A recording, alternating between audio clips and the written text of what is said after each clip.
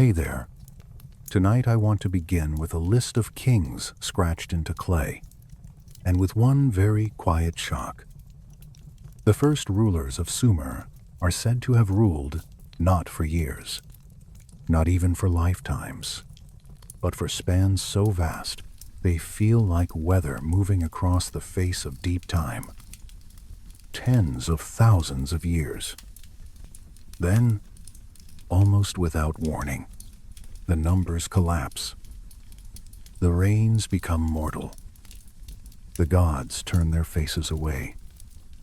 The temples fall silent, and somewhere in that silence, a whole civilization seems to realize that the old age is over. If that kind of ancient mystery is your kind of firelit journey, leave a like. Subscribe if you want to wander back here again. And now let the room soften around you. Let your shoulders drop. Let your jaw loosen. And let the clay tablets begin to speak. Imagine the candle beside us giving off that faint, warm smell of wax and smoke. The sort of smell that makes even a modern room feel older than it is. Imagine the last small sounds of the house fading into the walls. A floorboard settles. A distant car passes and is gone. Your breathing slows without needing permission. And now imagine a different room, far older, the stepped, far drier, where clay tablets lie under dust and silence, each one carrying wedge-shaped marks pressed there by hands that have been gone for thousands of years. The earliest Sumerian king lists begin in a tone that is almost matter-of-fact. That is one reason they feel so unsettling. They do not shout. They do not wave their arms. They simply record.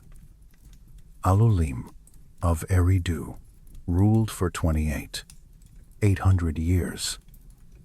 Then others follow, measured not in seasons or decades, but in impossible reaches of time. Dumuzid of Bad Tibira, Centralo, 000 years. Enmenlu Ana, and rulers like him, each carried on the tablet with the same calm scribal precision. It is as if someone handed you a local town register, between one baker and the next, casually informed you that the mayor had remained in office since before your mountain range existed. Honestly, I have always found that more eerie than any dramatic myth.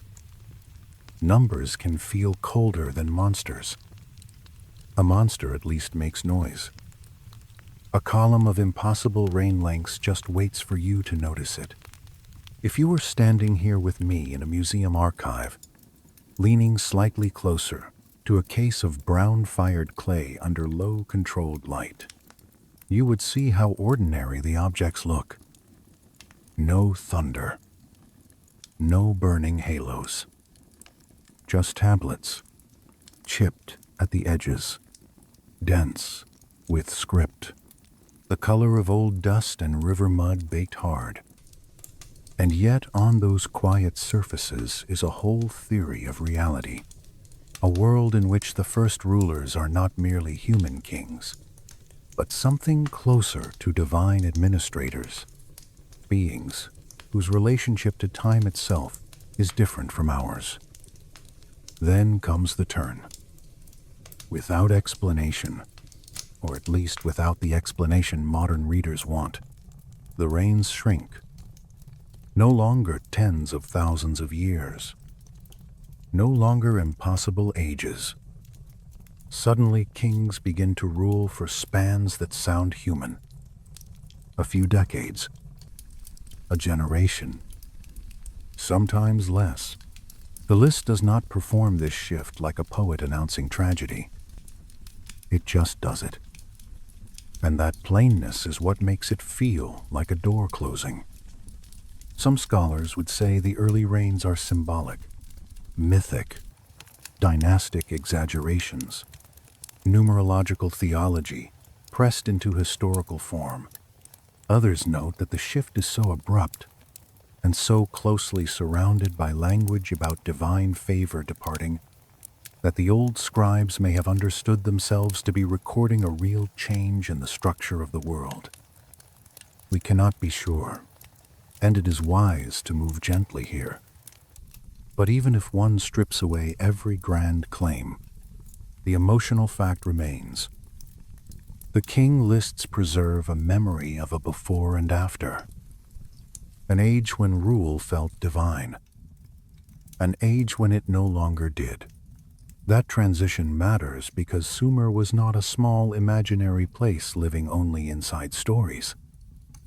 These were city-states with granaries, canals, workshops, councils, taxes, shrines, scribes, and neighborhoods. Daily bread, mud brick walls, reed baskets, temple smoke in the morning, donkeys in the lanes, children growing up under the gaze of gods whose statues were treated as living presences. When the records begin implying that divine rule has receded, they are not only adjusting theology, they are watching the whole frame of ordinary life tilt.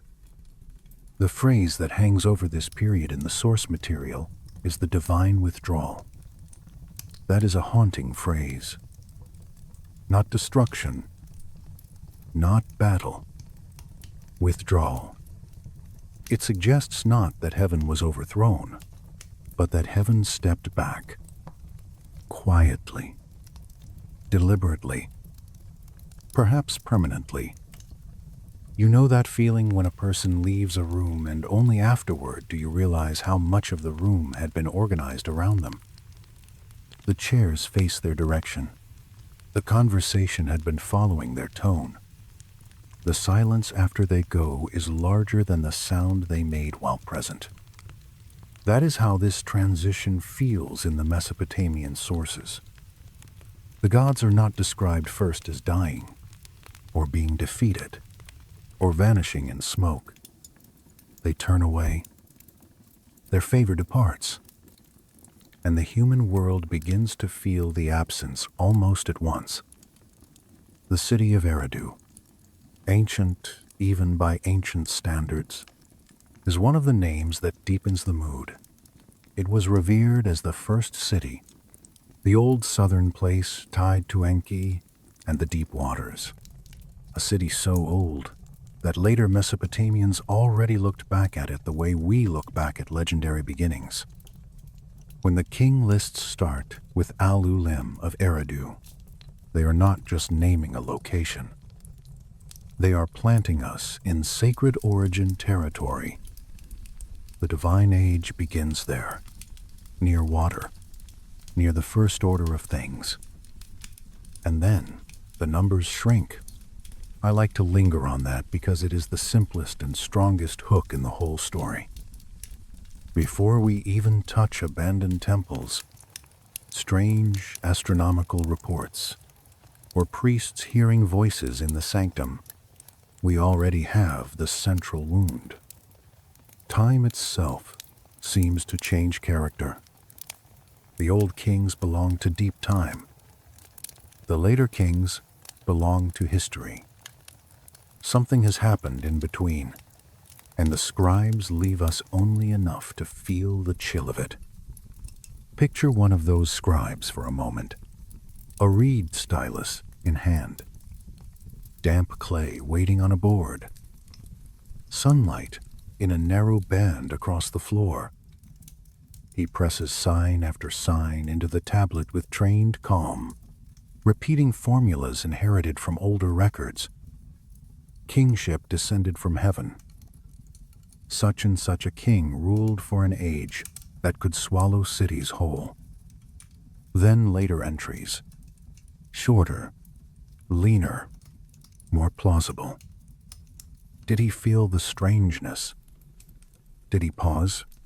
Did the old impossible numbers already feel like memory by his time? Or did they still feel dangerously true?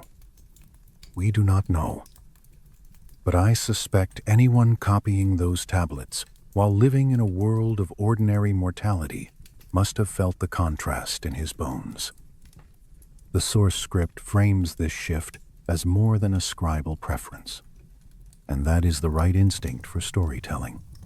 It links the king list transition to phrases in later tablets about the gods turning their faces away and divine favor departing from the land. If those phrases had appeared alone, one might file them under the usual poetry of ancient lament. But paired with the numbers, paired with later archaeological breaks, paired with changes in temple practice, they begin to sound like fragments of a single memory. Not necessarily a memory we can prove in the modern courtroom sense, but a civilizational memory all the same. And this is where the tone of the story should settle, not into wild certainty, but into slow, thoughtful unease. We are not standing over a solved case. We are standing over a pattern. An old list of kings. Impossible reigns. A sudden shift. Later, records of divine absence. Human rule becoming recognizably human, with all the frailty, rivalry, and shortness that implies. I have always found it slightly funny, in a dark sort of way, that when divine rule ends in these traditions, history becomes much more like what human beings are usually best at.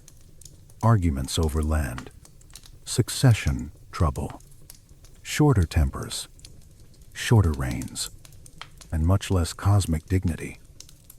Apparently, even in antiquity, once the gods stop supervising directly, the paperwork gets more stressful. But beneath that little smile is something heavier. The shrinking numbers are not only a historical curiosity, they are a psychological event. Imagine being part of a civilization that believes, or once believed, that kingship came down from heaven itself, that the earliest rulers were closer to gods than men, and that sacred authority structured the whole world. Then imagine living in the generation or the memory of the generation when that confidence faltered. The old scale of time breaks. The reigns contract. Mortality sharpens. The gods become less immediate. The world feels newly exposed. That feeling is the true beginning of our journey. Not the Anunnaki yet, in all their later speculative brightness. Not skyboats. Not underground anomalies. First, a list. A king list. Dry clay, quiet numbers, and an abrupt descent from impossible deep time into the cramped span of human years. The best dark stories often begin this way, not with a scream, but with a discrepancy. And the discrepancy spreads. The source notes that what scholars call the divine withdrawal period is not confined to the king lists. Around the same broad horizon, texts begin speaking of divine favor departing. Religious structures change. Temple architecture shifts. The old channels between heaven and earth seem to grow uncertain. So the king lists become the first tremor, the cleanest clue on the surface, the place where even a sleepy reader can feel the ground move. But they are only the beginning. Because once you notice the shrinking numbers, you start noticing everything else. The abandoned renovations, the sealed chambers, the sudden end of royal burial customs built around divine kingship, the altered sanctuaries, the priests writing in tones that sound less like myth and more like administrative grief. It is as if the whole civilization, across clay, stone, ritual, and memory is circling one unspeakable claim. The gods used to be here in one way, and now they are not. So let the image settle. A tablet under lamplight. The wedge marks precise. The impossible names. The impossible years. Then a pause that is not visible on the clay, but can still be felt. After that, the mortal kings, nearer to us, and therefore somehow sadder. Human spans, human vulnerability, history beginning where myth recedes. The old age narrowing into our kind of time. Soon we will walk into the cities themselves and see whether mud brick and temple stone agree with the tablets. We will move through Uruk, Ur, and Eridu, where sacred architecture seems to record its own version of the same farewell. But before we leave the king lists, I want to stay one more quiet minute with that first shock, because it is the hinge on which everything else turns. The rulers become mortal because something above them has changed. Whether one calls that theological development, cultural rupture, remembered trauma, or the departure of divine beings, depends on how brave or cautious one feels after midnight. The old scribes, I think, would simply say the same thing they scratched into the clay in a dozen different ways. The favor withdrew. The faces turned away. And after that, the years themselves became shorter. There is one more quiet detail worth holding before we move on. The king list does not remove the old divine age entirely. It keeps it. It preserves the impossible reigns instead of deleting them, which means the scribes wanted the break remembered. That matters.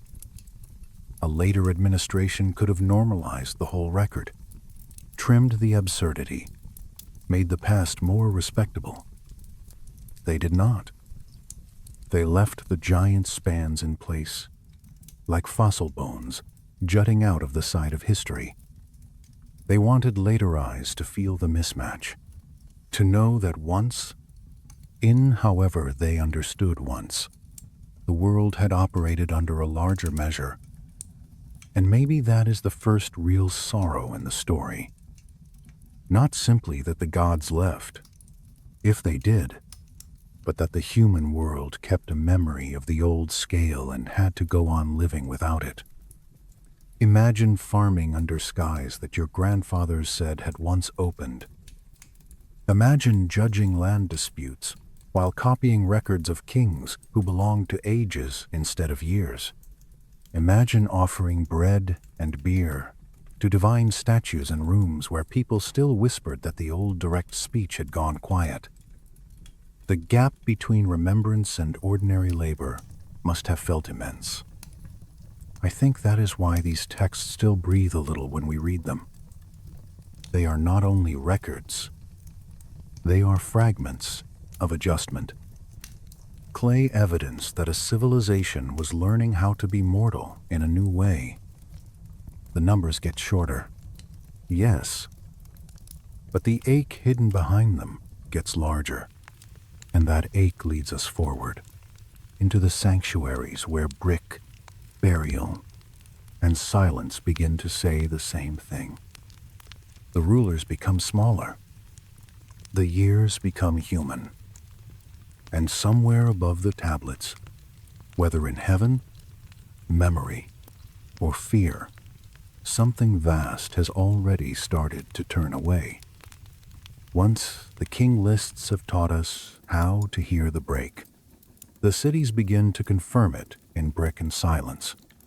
This is where the story stops, being only a strange problem on clay, and becomes something you can almost walk through. Uruk, Eridu, names that were already ancient when later empires were young. places where the mud brick foundations of sacred life were rebuilt again and again for centuries, as if continuity itself could be stacked in layers and left to dry in the sun. Then, within a surprisingly narrow frame of time, that continuity starts to fail in ways that feel abrupt, deliberate, and deeply unnerving. So let the room stay dim. Let the fire keep its patient glow. Imagine your breathing steadying while we step across hot dust into the old cities of Sumer. The air smells of baked earth and reed water. Somewhere a canal moves slowly, almost soundlessly. Temple walls rise pale in the light.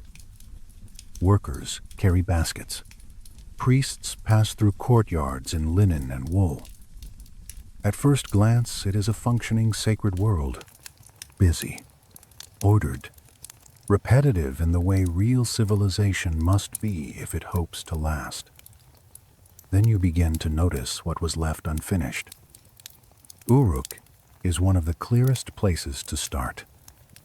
Often called the first true city, it carried the weight of beginnings, of kingship, of temples, of monumental human ambition pressed into mud brick.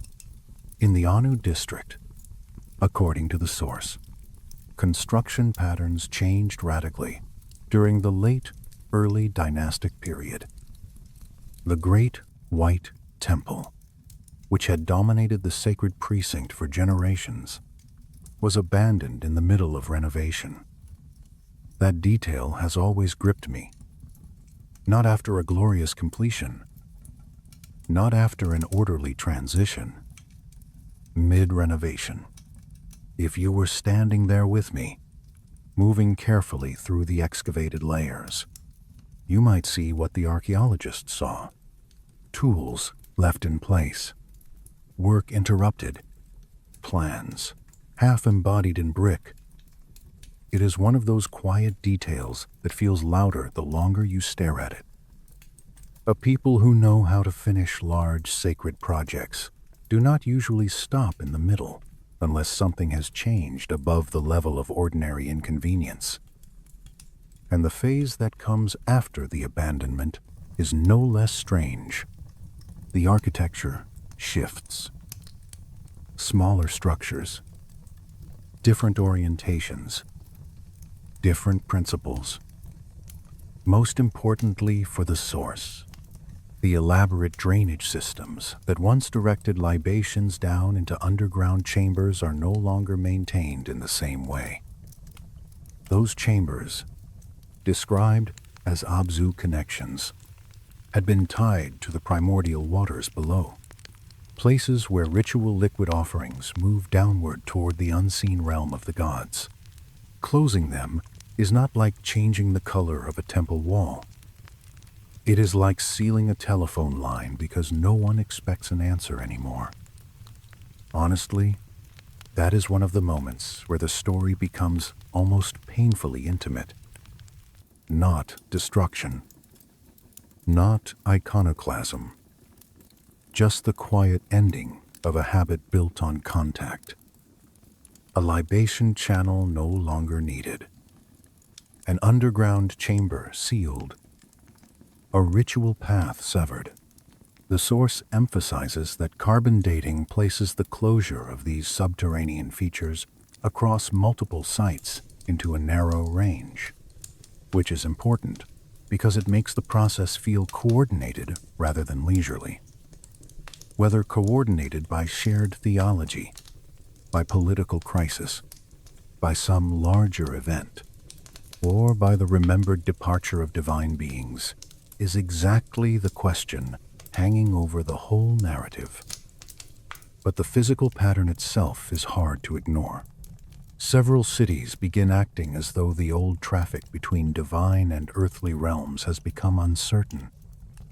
Then there is Ur. Ur gives us a darker kind of evidence, because it preserves not only temple life, but burial ideology. The royal cemetery, with its elaborate tombs and its grim death pits full of attendants buried alongside rulers, represents the height of divine kingship logic. A king does not go alone, because a king is not merely a person.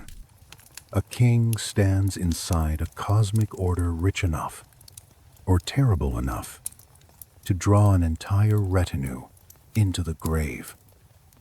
And then that pattern stops. The source places the cessation around 2450 BC and describes the last of the great burials as hasty, unfinished, and notably poorer in symbolic richness than what came before. That is a chilling detail. Not because of the death itself, though of course that is dark enough, but because the confidence has drained from the custom. The last tombs show signs of the ritual losing conviction. The grave goods become less cosmic, the layout less complete, the mood less assured. It is as if a system that once believed utterly in divine kingship has begun to doubt itself while still trying to perform the old forms one final time. You know that feeling when a tradition continues for a little while after belief has begun to leave it. The gestures are still there. The language is still spoken. The candles are still lit, but something essential has quietly stepped backward. That is the atmosphere I feel at Ur. A ritual machine, still moving, but with less presence inside it. After that, subsequent burials become more recognizably human. Single occupants. Valuable goods. Yes, but lacking the old cosmic symbolism. The ruler is no longer sent into the next world like a divine center with a whole orbit of sacrificed devotion around him. He is buried more like a mortal elite. That matters because it signals not merely economic change, but metaphysical shrinkage. The king is becoming smaller. And then there is Eridu, the old city of Enki, perhaps the most poignant sight of all in the source. Eridu carries enormous emotional weight because it was revered as the first city, the sacred southern beginning, a place where continuity should have been strongest. Its main temple had been rebuilt again and again over nearly 2 millennia, each phase maintaining the same essential pattern. That kind of persistence is not casual. It means generations looked backward and said, "No, keep the old shape. The gods still know this house." Then the final phase breaks that continuity. The source notes a radical redesign of the most sacred chamber, with what appears to be an exit passage leading directly outdoors, something unprecedented in Mesopotamian temple architecture. I find that detail almost devastating in its quietness. An exit passage from the holy core, not a hidden treasury, not another side chapel. An exit. If you were standing with me in the dust of those foundations, tracing the changed line of the wall, you might feel the hair rise on your arms just a little. Architecture rarely makes theological statements more clearly than this. The god is expected to leave. Temple archives found there deepen the impression. Texts in archaic Sumerian describe rituals performed for the last time and refer to the god's journey to distant lands. One tablet inventories divine regalia removed from the sacred chamber and placed in vessels for the long journey, with wording that implies they were not expected to return. That is administrative language, which makes it more haunting, not less. Inventory after inventory, item after item, as if a palace household were packing for a permanent departure. A crown, a ceremonial vessel, a garment, a weapon, a piece of lapis inlay. Each object once part of an inhabited sacred presence, now catalogued for removal. I think the tenderness of bureaucracy is underrated in stories like this. When people cannot stop a loss, they often begin listing things, making careful notes, numbering, recording. It is one way of loving what is leaving. The source also gives us the fragmentary composition, sometimes called "When the Gods Fled."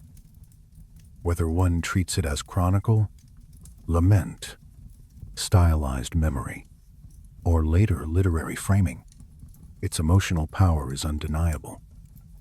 Stars falling from their appointed places, sacred fires burning with strange colors, the statue of Inanna weeping tears of lapis lazuli. Then, the great ones, departing in the night, their radiance dimming like dying embers. That is one of those lines that stays with you because it balances grandeur and exhaustion in the same breath. Even the departure of gods can sound tired. What matters even more is the text's tone.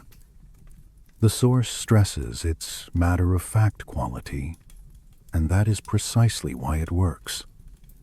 It does not sound like a poet inventing a glorious catastrophe for applause.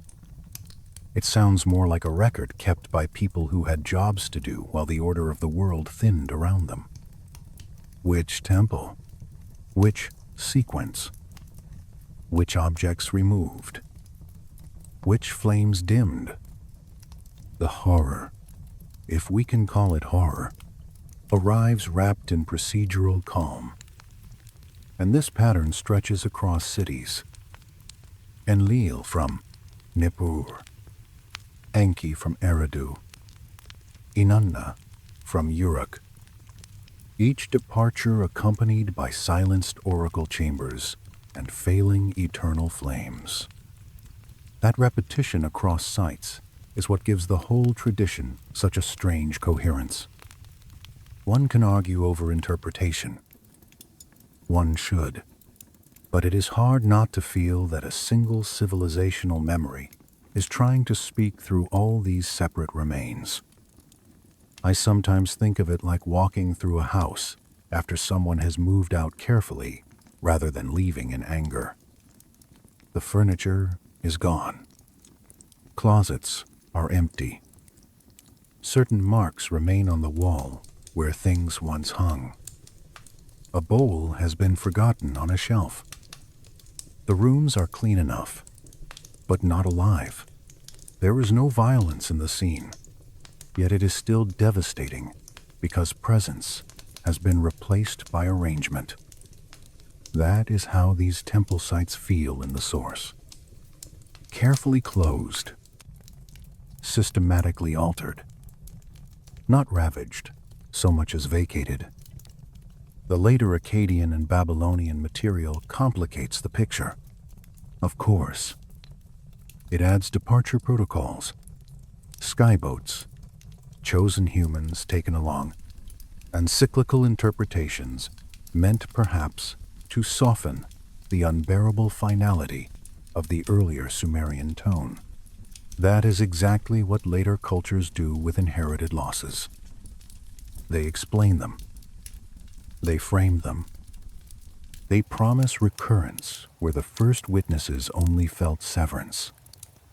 The old Sumerian atmosphere, though, remains sharper, less reconciled. More like people standing in once holy rooms and realizing the ordinary world has suddenly become much more ordinary than it used to be. And the archaeology keeps nudging in the same direction. Storage rooms emptied, not looted. Sacred areas sealed, not smashed. Building programs halted. Ritual infrastructure abandoned. The changes are too specific to feel like mere drift. Something happened, or at least something was believed to have happened strongly enough that cities reshaped their most sacred architecture around the idea of absence. If you were standing here with me, brushing fine dust from a threshold stone at Eridu, or peering down into a sealed channel at Uruk, or looking at the last great burials at with their hurried incompletion, I think you would feel the same odd combination I do. Calm on the surface, a kind of archaeological hush. Then underneath it, the pressure of a question that never quite stops asking itself. What makes a whole sacred world behave as if the line to heaven has gone dead? Soon we will move deeper into the texts that try to answer that, into fleeing gods, omas, silent chambers, and rituals performed for the last time. But before we do, I want to stay one more minute with the cities themselves. Uruk, with its abandoned renovation. Ur, with its shrinking funerary confidence. Eridu, with its exit passage from the holy chamber and its carefully packed regalia. Brick by brick, chamber by chamber, the old divine order appears to be folding itself up. No thunderbolt falls in these scenes. No final battle is carved triumphantly on a wall. The change is quieter than that. Workers stop. Channels are sealed. Tombs simplify. Sanctuaries are redesigned. The divine rooms begin to look like places someone is preparing to leave. And perhaps that is why they are so eerie. Human beings know how to narrate destruction. We are less prepared for departure. Destruction gives you rubble and blame. Departure leaves behind emptied systems and the soft administrative sorrow of things done for the last time. These Sumerian cities, at least in the way the source presents them, seem to remember that second kind of ending. Not the city smashed, but the god gone. Not the temple burned, but the temple no longer needed in the old way. The cities are still standing. The bricks are still warm from the sun, but the center is beginning to hollow out. And once you notice that, the next step in the story almost announces itself. If the temples changed this deliberately, then somewhere, someone must have written down why. There is one more image I want to leave hanging in the air before we move on. A worker's tool left where it fell during the White Temple renovation. Not lost in panic, not buried in collapse, just left.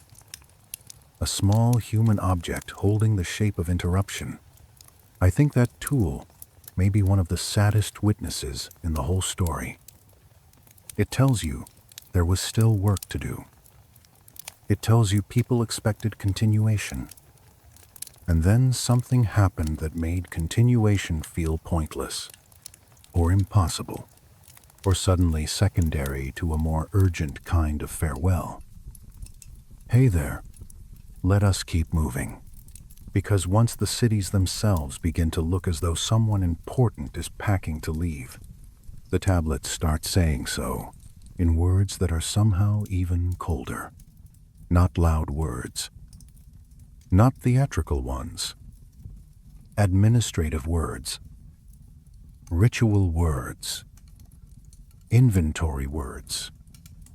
The sort of words human beings use when they are trying to stay orderly in the middle of something they do not fully understand.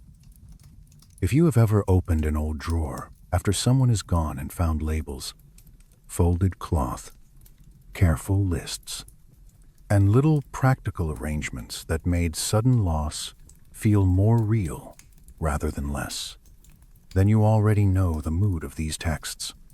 That is the mood we are stepping into now.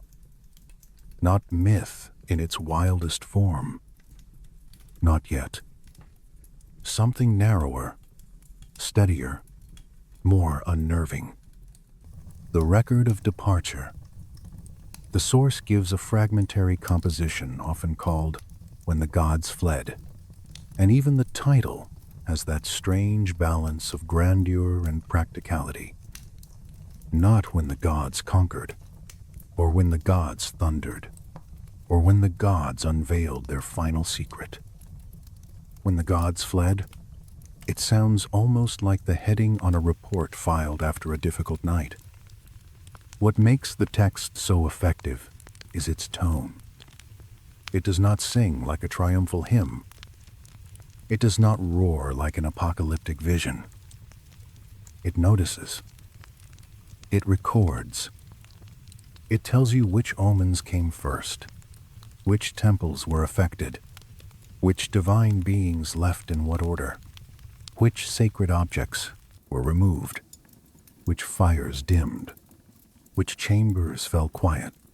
The more matter-of-fact the language becomes, the more unsettling it feels, because panic would at least sound human. Calm procedure in the face of divine absence feels like something else. Picture a temple archive room. Clay shelves. Reed baskets. Dust gathering where feet do not often pass. A tablet freshly inscribed and still slightly damp in the cooler air of the chamber. A scribe pressing signs into clay while outside. Somewhere in the precinct, rituals continue under a sky that no longer feels entirely trustworthy. He is not writing poetry. Not exactly. He is preserving sequence. Omens first, then the changes in the fire, then the movements of statues and regalia, then the order of departures. It is the work of someone trying very hard not to let the event dissolve into rumor. The source says the narrative begins with omens, stars falling from their appointed places, sacred fires burning with strange colors, and the statue of Inanna weeping tears of lapis lazuli. That last image is unforgettable, not because it is loud, but because it is so specific. Blue tears, stone tears, beauty turning into grief in a form no human body would produce. If you were standing there with me in one of those temple courts, lantern light moving softly along carved surfaces, you might not know what to fear first. The altered fire, the silence, the impossible tears on a divine face, or the stillness of the priests, who would probably understand before anyone else that once temple signs behave this way, nothing ordinary is left untouched. Then the great ones depart in the night. Night is the right setting for this story. Departure always sounds heavier after dark. Sand cools. The air thins. Footsteps carry farther. A lamp inside a sanctuary begins to look very small. The source tells the sequence clearly. Enlil first from Nippur, then Enki from Eridu, then Inanna from Uruk. Each departure follows a similar pattern. The eternal flames dim. The oracle chambers fall silent. Personal effects are removed. Presence does not collapse in chaos. It withdraws.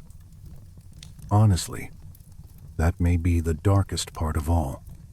If the temples had been burned by enemies, the story would feel easier to classify. Anger, war, desecration. But this is calmer. The gods are not driven out in the text. They leave. And the people left behind are forced into the strange human task of managing a farewell larger than themselves. The source notes that Akkadian traditions preserve parallel accounts and add even more logistical detail. That is where the departure begins to look less like a poetic memory and more like a coordinated operation. There are protocols, procedures, instructions for divine withdrawal. We hear of skyboats, selected humans, designated routes, and the movement of sacred equipment. Some scholars would argue that these are later mythological expansions layered onto an older memory, and that is possible. It is wise to say so, but even as later additions, they tell us something important about how Mesopotamian minds imagined the event. Not as random loss, as organized departure. I have always found that deeply revealing. Human beings can endure catastrophe more easily than ambiguity. So if the gods seem to have gone, later tradition would naturally ask, did they go aimlessly or according to plan? The Akkadian answer leans heavily toward plan. Imagine Enki at Eridu, not as a statue only, but as a presence understood to be preparing for travel. The sacred chamber is opened. Regalia removed from hooks, shelves, chests, or hidden niches. Vessels brought out. Cloth wrapped around objects no human hands usually touched except in prescribed ritual ways. Priests moving carefully, because even in departure there are rules. One tablet from the source inventories divine regalia, taken from the sacred chamber and placed in vessels for the long journey, adding wording that suggests these items were never expected to return to their former places. Never to return. Few phrases sound colder in temple language than that. You know that feeling when a room looks the same at first glance, but something essential has already gone missing. A picture taken off the wall. A familiar coat gone from its peg. A chair slightly moved. That is the atmosphere here, except magnified into sacred life. The sanctuary still stands, but the god is already becoming a traveler. The source also says that certain humans were selected to accompany the departing divine beings. Priests and craftsmen elevated to serve in distant realms, never to return to their earthly homes. Some readers will hear that as mythic elaboration. Others will hear an old memory of elite retainers departing with cult objects or with migrating priestly groups. The story itself, though, wants us to feel the ache of chosen absence. Imagine being a potter or a ritual metalworker whose hands had long served a temple, then finding your name on a list that means you will go where others cannot. No return. No family meal afterward. No old age by the same canal. Just departure. And what of those left behind? That is the question I cannot stop thinking about. Because while later traditions love the image of skyboats and celestial destinations, the emotional core remains on the ground. Someone had to close the doors after the regalia left. Someone had to record what was taken. Someone had to tend the last flames and know they were the last. Someone had to explain to a city why the rituals that had held heaven and earth together for generations were now being performed for the final time. That is why the source keeps returning to matter-of-fact details. They are the human handprints on a metaphysical crisis. The eternal flames dimming. The silence in the oracle chambers. The removal of personal effects. The inventory of sacred weapons and ceremonial objects. The closing of shrines. The packing of vessels. The order of departure. It is all so practical that it becomes almost unbearable. At Nippur, when Enlil departs, first in the source sequence, we are meant to feel that the center of order itself is loosening. Nippur was not just another city. It was the seat of Enlil, the authority around which much of the sacred and political world oriented itself. If you were standing there with me before dawn, in the coolness that lingers just before sunrise, you might hear priests moving more quietly than usual. Hear the scrape of a vessel being lifted. Hear cloth drawn over something sacred. Then perhaps the silence. The kind of silence that seems to arrive not because sound has ended, but because response has ended. Then Eridu, old Eridu, where Enki, Lord of the Deep and of First Wisdom, follows. I find Eridu the saddest of the departures. Maybe because it feels like losing a beginning. The god of primordial waters leaving the city that had long claimed to be first. The sacred chamber altered. Regalia packed. The old relationship between temple and deep world closed down like a well sealed with a final stone. Then Inanna from Uruk. And that departure feels different again. Inanna is not a quiet deity in later memory. She burns. She descends. She demands. So the image of her statue weeping lapis tears before departure has an almost personal tenderness to it, as if even the most vivid divine presence in the urban world cannot remain embodied in its old house. I think that is why these texts matter more than simple plot. They give each departure a local grief, not only the loss of gods in general, but this god from this city, this chamber, this cult, this set of rituals, this body of people who had built their ordinary days around presence. The source later mentions Babylonian reinterpretations that present the departure as part of a larger cosmic cycle, suggesting the gods periodically withdrew to attend celestial duties. That softens the earlier finality. Understandably, cultures often revise old wounds into patterns they can survive. If the gods leave but always return in some distant rhythm, then silence becomes bearable. If the gods left once and for all, then the world after them is a lonelier place. The earlier Sumerian tone, at least as the source presents it, feels much lonelier. And perhaps that is why the later reinterpretation was needed.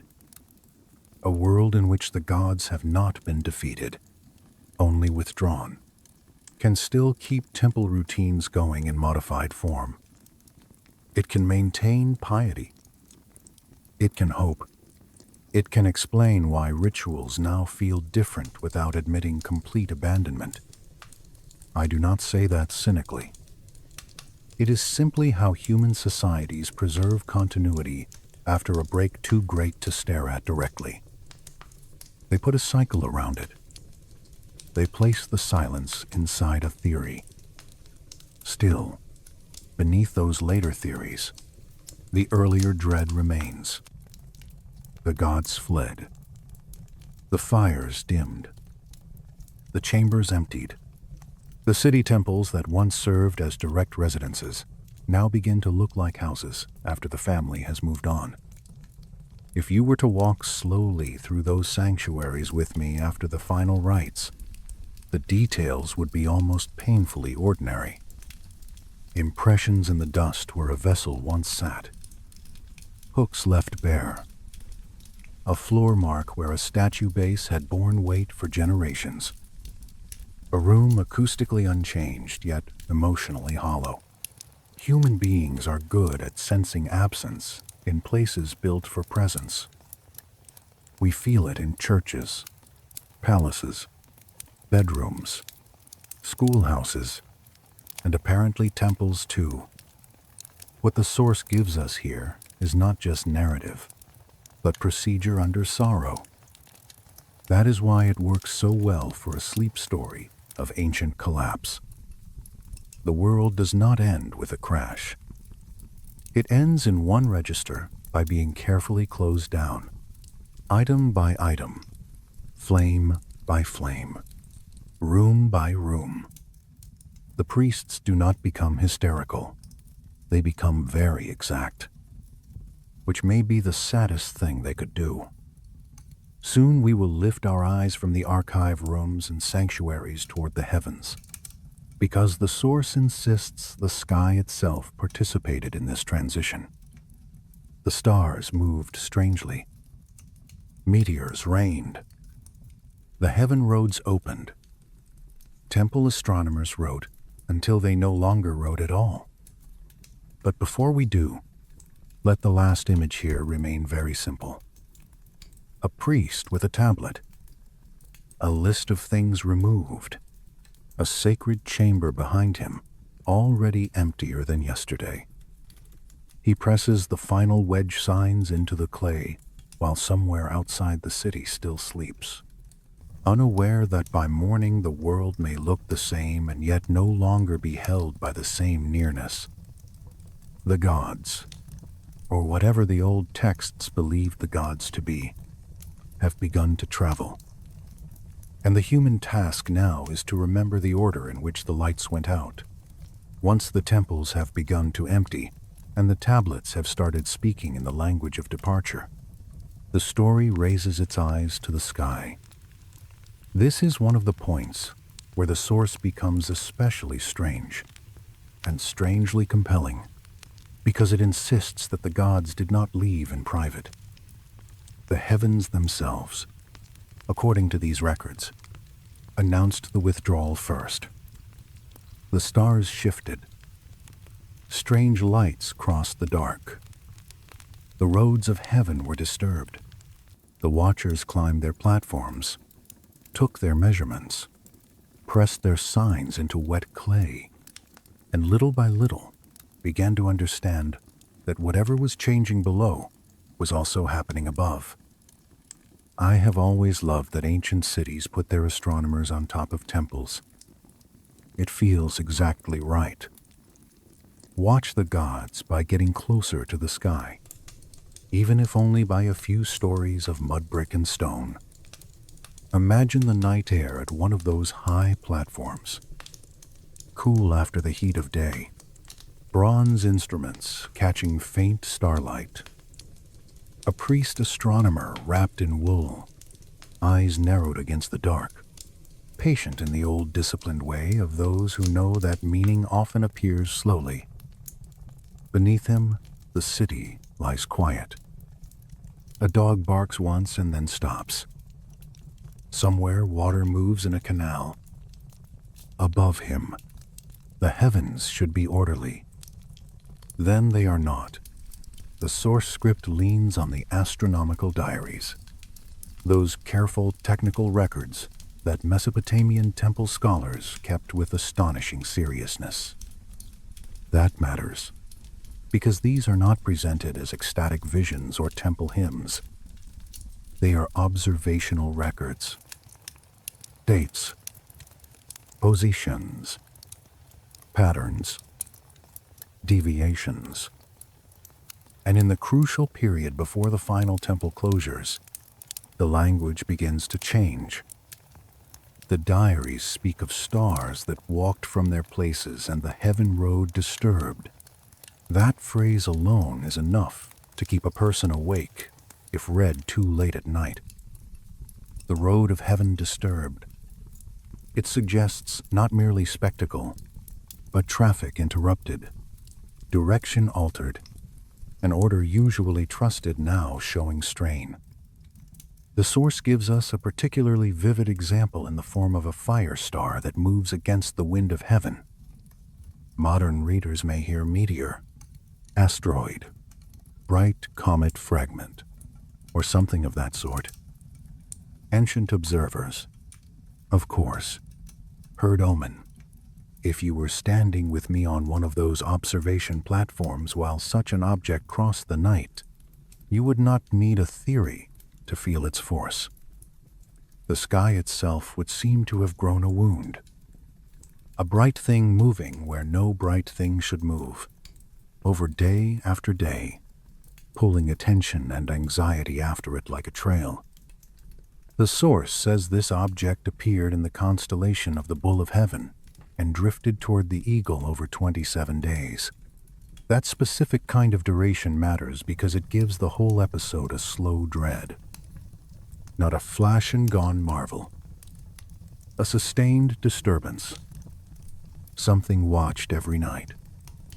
Something measured, discussed, perhaps argued over by priests and scribes who still hoped, for a while, that a difficult pattern might settle back into normality if observed carefully enough. But it did not settle. Instead, according to the same accounts, other changes appeared around it. Bright stars varied strangely. Their light pulsed or flickered in ways that the watchers did not expect. The source suggests atmospheric scintillation or debris in the upper atmosphere as one modern possibility, and that is fair enough as a cautious note. Yet one does not need to decide the mechanism to feel the old fear. The fixed points in the sky, the things that orient farmers, priests, and kings alike, are behaving badly. And then there are the colored veils, aurora-like lights dancing in northern skies at latitudes where such lights should have been rare, or at least rare enough to be startling. Imagine that. A Mesopotamian astronomer, accustomed to the hard clarity of stars and the known rhythm of planets, suddenly seeing curtains of strange color ripple where darkness should simply remain darkness. Red, green, pale shifting sheets of light. If that is what they were, no wonder the source says these events were interpreted as cosmic confirmation that the old order was changing. When the sky begins improvising, priestly nerves do not remain steady for long. The source next moves into a specific planetary configuration. Mars in conjunction with Saturn, while Jupiter stood opposed, aligned during the heliacal rising of Sirius. It is the kind of detail that would make a temple astronomer both thrilled and deeply unhappy.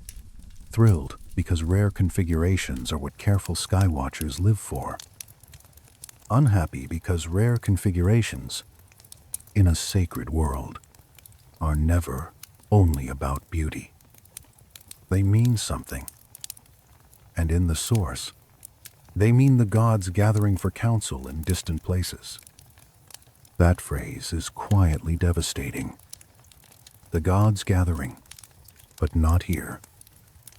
You know that feeling when people in authority start having important meetings that you are not invited to, and every hallway suddenly feels colder. It is like that, stretched across the cosmos. The divine council is assembling elsewhere. The implication is not just that heaven is active, but that earthly temples are no longer the center of that activity. The same tablet tradition in the source describes meteor showers, arrows of light falling from the region of the plow for 7 nights. Again, the atmosphere matters. Shepherds out beyond the city walls seeing streak after streak of burning motion overhead.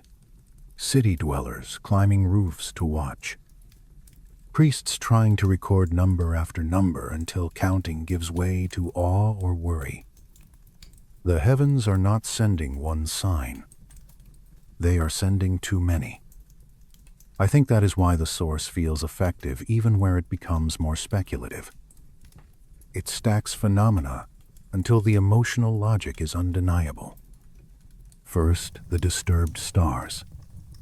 Then the fire star. Then the veils. Then the planetary council. Then the meteor rain.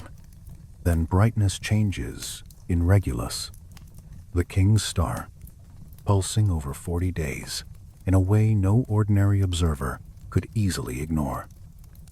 By the time you get to the end of that sequence, even a skeptical reader begins to understand why ancient people might have believed the sky roads were opening for something larger than weather. And the priests did more than stare. They changed things on the ground. One of the most fascinating details in the source is the reorientation of temple architecture in response to these signs. At Nippur, the primary altar is said to have been rotated 23 degrees eastward in a single construction campaign. Not gradually, not as part of some leisurely drift in ritual fashion. A decisive turn. The source argues this new angle faced the heliacal rising point of the cluster, identified as the gathering place of the divine assembly, what we would call the Pleiades. That is a wonderfully eerie image. Temple architecture literally turning its face to where the gods were thought to be going. If you were standing there with me while the old altar was dismantled and the new orientation marked out with cords and stakes, you might feel the seriousness of the act in your body. This is not decoration. It is readdressing the sanctuary. It is the spatial equivalent of changing where one sends letters because the old residence is no longer occupied. At according to the source, a new astronomical platform was built on the ziggurat to track these changes more carefully. I love that detail because it reveals a very human response to cosmic uncertainty. Watch harder. Measure more precisely. Build a better vantage point. If the gods are withdrawing, maybe observation can preserve a line of connection. Maybe if the priests learn the new paths of heaven, the city below will not be entirely abandoned.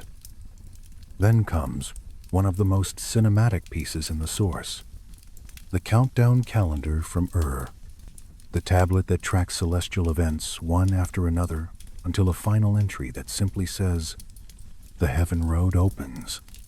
The great ones depart. The watchers see no more." That line has the weight of a door closing in another room. The watchers see no more. Not because there is nothing to see, perhaps, but because their role itself has ended. The systematic record-keeping, the old chain of watching and interpretation, breaks there. That may be one of the saddest moments in the whole story.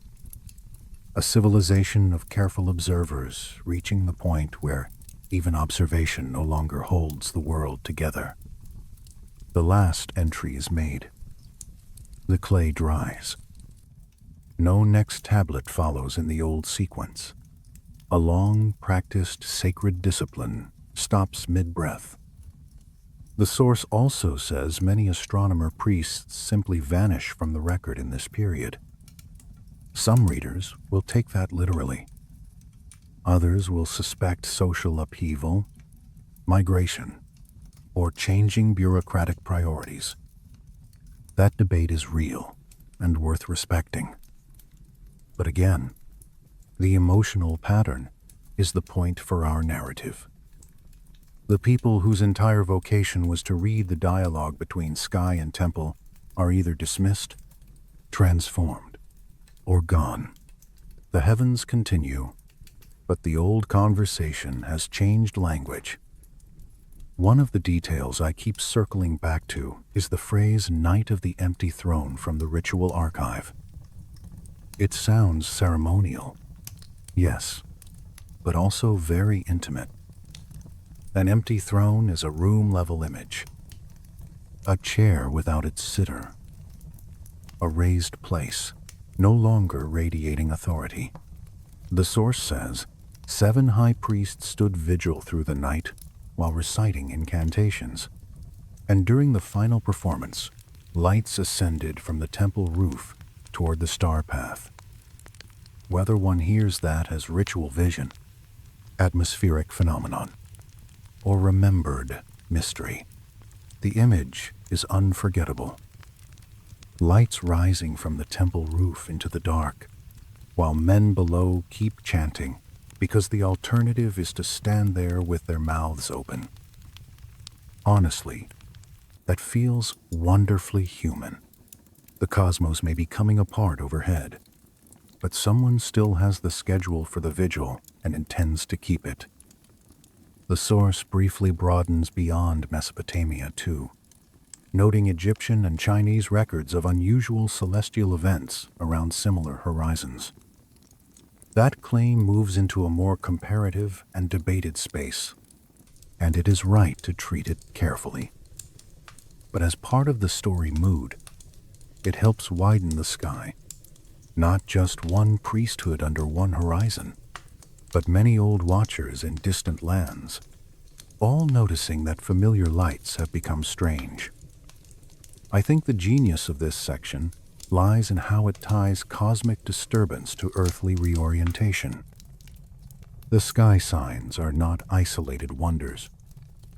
They provoke altered altars, new platforms, emergency rites, revised calendars, and ultimately the cessation of observational traditions that had once been central to maintaining order. The heavens do not simply entertain, they disrupt administration, architecture, theology, and confidence. And that confidence matters. Imagine a temple astronomer whose entire training taught that the sky was a readable order, a script written by divine intention and decoded through careful watching. Then imagine that the script begins stuttering. The stars walk. The roads open. The king's star pulses. Meteors fall for 7 nights. The altar must be turned. The final entry approaches. It would not feel like science in danger. It would feel like relationship in danger. That is perhaps the key phrase for this whole section. Relationship in danger. The sky was not merely scenery for Mesopotamian religion. It was correspondence, timing, confirmation. The upper register of the same order, enacted below in temple ritual. So when the heavens became unstable, or seemed to, the meaning was not abstract. The connection itself was fraying. Soon we will come back down from the observation platforms into the temples again, because the source next insists that the closure of sacred spaces was systematic, formal, and almost painfully orderly. Bowls were left mid-ritual. Fires were extinguished. Sanctuaries sealed. Statues removed with care. But before we descend, I want to stay one last moment under this troubled sky. Picture it. Cold air on the temple roof. The scribe's fingers stiff from night work, waxing and waning torchlight behind him. Above, a heaven that should be familiar and is not. A star flares oddly. Another dims. A trail of fire crosses the dark and leaves everyone still. Somewhere below, in the chambers under the temple, priests are already preparing farewell rites. And here above them, the watchers make one more note in the clay, because that is what human beings do when something too large is happening. We write it down, hoping the record will hold what the mind cannot. The heaven road opens. The great ones depart. And after that, even the most disciplined eyes in the oldest cities begin to understand that watching alone will not bring them back. Once the sky has begun to misbehave, the temples below cannot remain unchanged for long. That is one of the quiet mercies of the story, if mercy is the word. The priests are not left to wonder forever whether the disturbed stars mean anything. The answer arrives in stone rooms, in offering bowls, in channels clogged with sacred oils, in fires that had burned for generations and then were deliberately put out by the very hands that once protected them. The heavens say something is ending, and the sanctuaries answer, yes, we know. So let the night deepen around us a little more. Let the candle beside us hold its narrow gold line. Imagine now that we are walking not on a temple roof under the cold stars, but back down through stairways of mud brick and worn stone, into chambers where the air is warmer, heavier, and faintly fragrant with old incense. The city outside is still there. Yes, donkeys in the lanes, water in the canals, a dog nosing through reeds, human life continuing in its stubborn, ordinary way. But in the inner rooms of the sacred precinct, everything has changed. The source says the great temple complexes do not show the sort of decline we usually expect from political disorder or economic exhaustion. They do not look abandoned by degrees. They look interrupted, frozen mid-gesture. That distinction matters. A slow decline has a different emotional texture. It leaves behind patchwork repairs, cheap substitutions, long fatigue. This is more immediate than that. A ceremony underway, then halted. A flame still burning, then closed according to rule. A bowl still full, then left where it stood. Uruk gives us some of the clearest examples. In the inner sanctum of the Anu complex, archaeologists found offering bowls that still held dried food remains, as if the ritual that had once animated them had stopped before anyone thought to clear the space. I have always found such evidence more moving than monumental ruin. A toppled wall is dramatic. A dish left untouched feels intimate. Someone placed it there with care, expecting sequence, prayer, response, the usual holy rhythm. Then that rhythm failed, or was no longer needed, or was broken by something larger than routine, and the bowl stayed. If you were standing there with me in that chamber, the first thing you might notice would be the stillness. Not the noble silence of a functioning sanctuary before dawn, but the heavier kind, the kind rooms take on after purpose has left. Dust settling on stone, a smell of dried grain, oil, old clay, and something faintly sweet from residues that once mattered very much. A place that was not meant to be quiet this way. The libation channels tell the story even more sharply.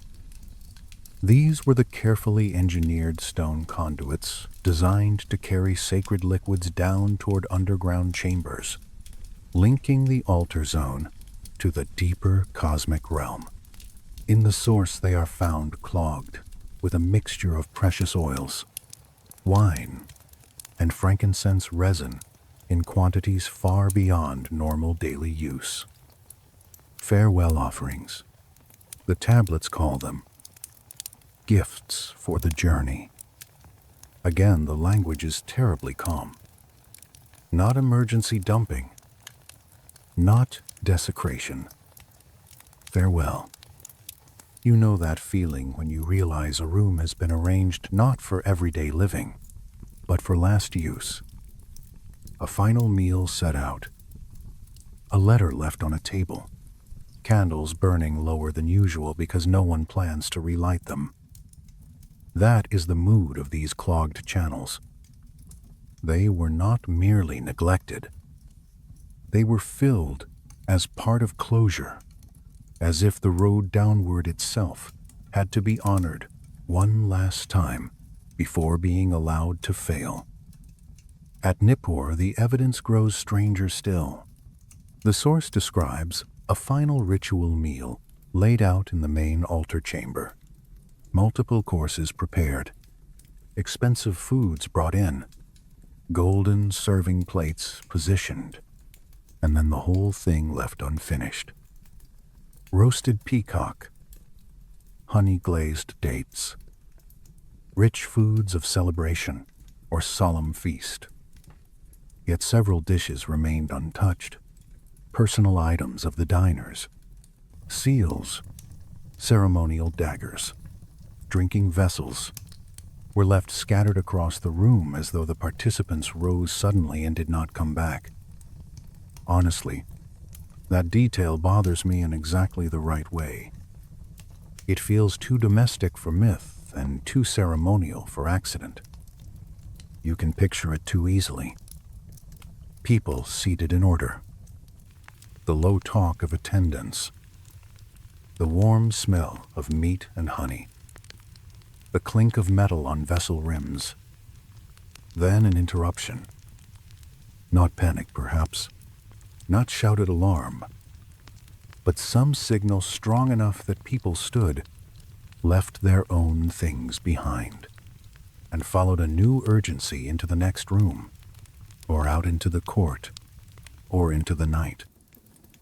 Beneath the altar at Nippur, the source places one of its most evocative finds, a sealed chamber containing silver tablets that describe rites of severance and final communion. Whether every detail of that archive is as certain as the narrative wants it to be is open to discussion, and it is good to admit that, but as a storytelling spine it is powerful. The hidden archive of instructions not for summoning, not for enthronement, not for the abundance of divine presence, but for ending the connection properly. That is a very different kind of religion. The rites of severance in the source are elaborate. They outline how sacred objects are to be transferred, how precincts are to be closed, how the cords between heaven and earth are to be cut in sequence. I think the word sequence matters there. Human beings become calmer when they can number the steps of a loss. First, this fire, then this chamber, then this stone, then this invocation. Order becomes a kind of mercy when nothing else does. And then there are the eternal flames. This may be the most haunting thread in the entire section. For centuries, according to the source, some temple fires were never allowed to die. They were tended by hereditary priests whose entire family lines were braided into that task.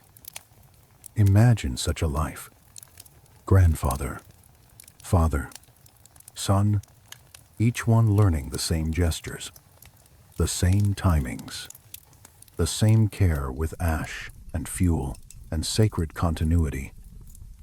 The flame outlasting names, rains, disputes, repairs, harvests.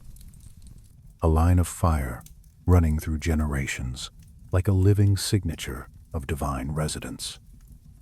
And then, in this narrow period, those fires are deliberately extinguished, not by invaders, not by neglect, by ritual closure. At Eridu, the source says the sacred flame was ceremonially transferred into portable braziers. The main altar was dismantled with care, its stones removed, and the underlying chamber filled with sand brought from a distant shore. That is one of those details that only becomes sadder the longer you think about it. Someone carried sand for this purpose. Someone knew which kind of sand was required. Someone believed closure had its own correct materials, just as opening once had. If you were standing here with me while the final fire was being handled, you might hear very little. A small hiss of ember, bronze touching stone, the dry whisper of sand poured into a chamber that had once belonged to flame.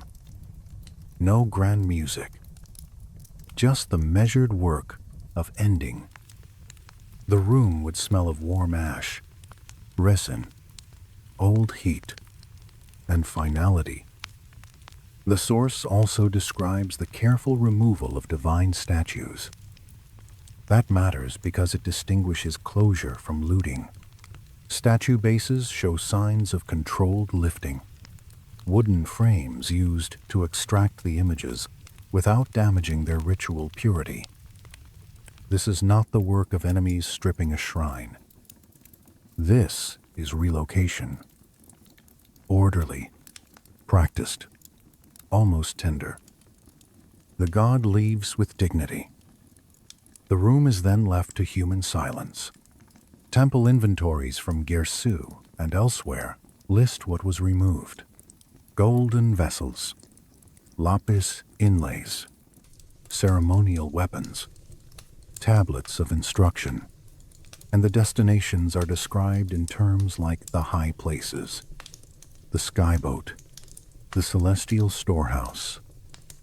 Whether we interpret those phrases literally, symbolically, or somewhere in the uneasy middle, the emotional point remains the same. The objects were not disappearing at random. They were going somewhere. I have always thought inventories are one of the saddest genres of human writing. They pretend objectivity, but they usually appear where people are trying not to cry.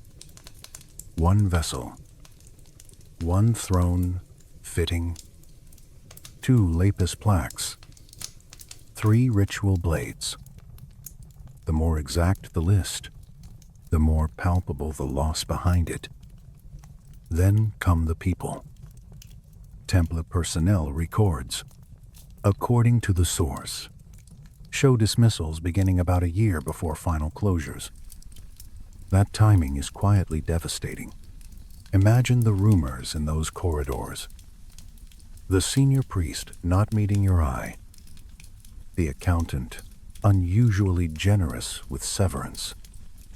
Gifts of remembrance handed to people who have spent their adult lives serving a god who now, apparently, no longer requires their daily labor. The source says these payments were substantial, which suggests planning rather than emergency. The institution knew what was coming before the rank and file fully did. Even stranger is the disappearance of certain elite temple figures. High priests, sacred musicians, specialist craftsmen attached to the innermost cult functions. They are not listed as dismissed. They simply vanish from the records. No transfer, no retirement, no burial notice. Just absence where once there had been regular administrative presence. Some readers will hear that and move immediately toward the extraordinary. Others will think of archival gaps, elite displacement, migration, or political trauma. Both responses are understandable. But the way the source uses this detail is effective because it intensifies the mood of selective removal. Not everyone is left behind. Some go. The source then describes letters from Lagash and other archives where priests complain that divination has begun to fail. The divine voice no longer speaks through the sacred lots. Dreams bring darkness and confusion. The old methods still exist physically, but their results have turned unreliable. I think anyone who has ever watched a familiar system stop working understands the dread of that. Not dramatic destruction, just failure where there used to be response. Turn the key, and nothing happens. Ask the question, and the chamber gives back only your own breathing. And so councils are formed, procedures invented. Human authority begins improvising itself where divine response once stood. This transition will matter even more later, when we reach the larger political changes of the post-departure age. But already here in the temples you can feel the beginning of it. Humans creating substitutes, voting procedures, interpretive committees, modified rituals, more writing where there had once been presence. Still, before any adaptation can settle in, the old world has to be closed. The source describes ceremonies for sealing the gates between worlds, underground chambers filled with consecrated sand, stone thresholds mortared shut, acoustic systems dismantled, bronze focusing devices removed, architectural elements specifically associated with divine communication taken out of service one by one. It is an image of systematic severance, almost like shutting down a network. If you were walking with me through those precincts at the end, perhaps carrying a lamp shielded with your hand against the draft, you would notice how much the story depends on small actions. A stone lifted, a doorway sealed, a brazier carried, a list copied, a vessel wrapped, a flame pinched out. None of these things looks world-ending on its own, but together they form the shape of a civilization, accepting that the line between human and divine has gone dark. That is why I think this part of the story is so affecting. It refuses easy melodrama. The temples are not mostly smashed. They are closed. The gods are not mostly slain. They are absent. The priests are not all hysterical. They are exhausted, procedural, bewildered, and precise. It feels real in the way administrative sorrow often does. Soon we will move deeper into the first-person witness accounts. Priests entering sanctuaries before dawn. Statues turned in strange directions. Sacred water behaving impossibly.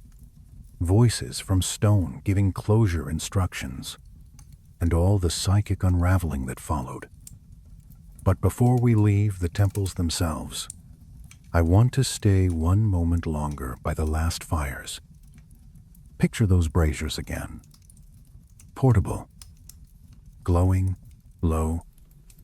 The old eternal flame now reduced to something carried in human hands. A line of priests moving through dark passages with the last embers of an age. There is almost a heartbreaking humility in that image.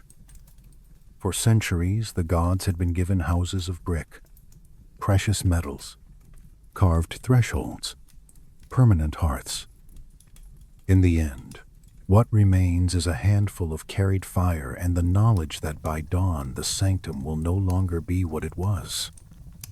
The bowls dry out. The channels clog. The altars cool. The statues are gone. The staff are paid and dismissed. The doors are sealed. And outside, unbelievably, the city keeps breathing. That may be the final cruelty of sacred endings. The canal still moves. The reeds still whisper. The market opens. Bread is baked. Children laugh somewhere in a side street. Yet inside the temple complex, the ancient agreement has been closed with care, so formal it feels almost tender. The world has not ended. Only its center has moved somewhere beyond the reach of those who remain. There is one small detail from this whole section I cannot quite stop thinking about. The gifts of remembrance given to dismissed temple workers. It is such a human thing to do. Someone knew that wages were not enough. Something had to be placed in the hand. A token, a payment, a final acknowledgement that years had been spent in the service of something that was now withdrawing. Those gifts feel like the last warm objects in the whole story. After them comes colder material, witness accounts, altered flames, strange water, and the direct speech of departing powers. And that is where we go next, into the chambers, where the priests themselves say they saw the final moments unfold. By the time we reach the priestly testimonies, the story becomes harder to hold at a safe distance. Archaeology can be cool, even when it is eerie. Burn marks, sealed rooms, inventory tablets. These are tangible and therefore strangely manageable. But first-person witness accounts are different. They ask us to stand where someone stood, to feel the room as he felt it, to sense the exact moment when a familiar ritual stopped behaving like ritual and began behaving like revelation, or delusion, or trauma, or all three at once. The source says the most detailed account comes from a damaged tablet at Nippur, written by a priest called Ernanshi, high priest of the third rank. Whether every part of that reconstruction is accepted by every scholar is another matter, and it is only fair to say so. Some of this material lives in a zone of interpretation and controversy. Still, as a narrative core, it is powerful, because it gives us not a king, not a later Put, but a temple servant describing what he says happened on what he calls the night of the Great Silence. I think that phrase deserves a slow breath around it. The night of the Great Silence, not the night of the battle, not the night of the storm. Silence. The thing that terrifies priests most is not attack, but the absence of response. Picture him entering the inner sanctum before dawn.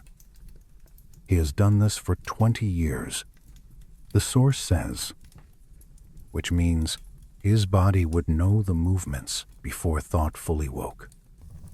The turn of the corridor, the coolness of the stone, the smell of old incense and oil, the small, careful preparation of sacred water, the order of gestures handed down from men older than his father. Habit is one of the strongest forms of confidence human beings possess. And Ernanki, stepping toward the chamber that morning, would have been walking on habit. Then the room is wrong. The eternal flame that should have burned in its usual color flickers with a blue-white radiance. That detail has a very particular chill to it. Not extinguished, altered. The light casts shadows that seem to move incorrectly, as if they have become independent of the things making them. The statue of Enlil, which should face east toward the coming sun, has somehow turned north, toward the direction associated with the underworld. Imagine seeing that after 20 years of repetition, a god who has always looked one way now looking another. The fixed thing, unfixed. You know that feeling when you wake in the night and a familiar room is almost, but not quite, itself. A chair where it should not be. A door ajar. Light under a frame that is usually dark. That little dislocation before fear chooses its shape. The sanctum in Ernanki's testimony feels like that.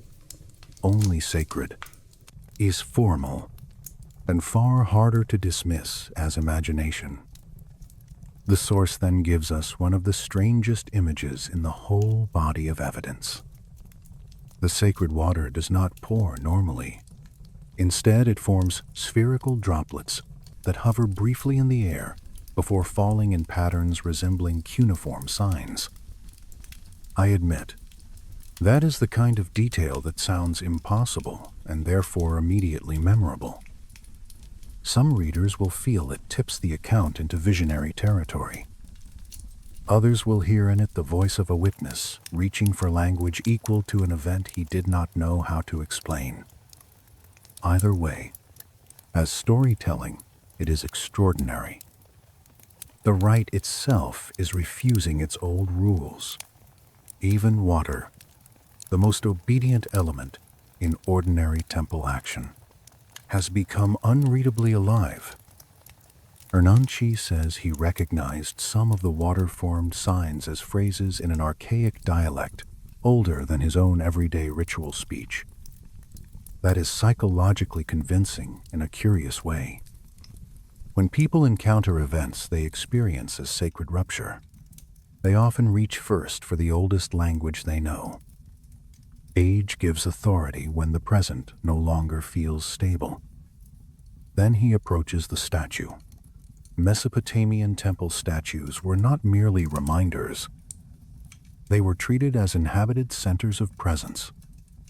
Fed, washed, clothed, approached with the etiquette one uses for a living ruler. The source insists on that, and rightly so, because without it, the next detail loses much of its force. As Ernanchi nears Enlil for the morning ablution, he sees the inlaid eyes of the statue, weeping what later interpreters call liquid gold. That image is almost too strong to paraphrase. Gold is the metal of permanence, of offering, of sacred prestige.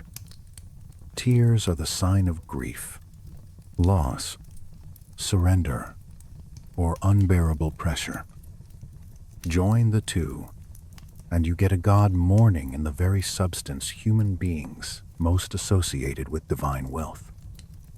If you were standing there with me, holding a lamp low and trying to decide whether your hands were shaking from fear or from the cold, I doubt you would ever forget the sight. Then the voice comes. According to the account, the statue speaks, not with a moving mouth in the childish sense, but with a voice emanating from the stone itself. Again, this is the moment where modern readers split. Some will think liturgical dramatization. Some will think visionary trance.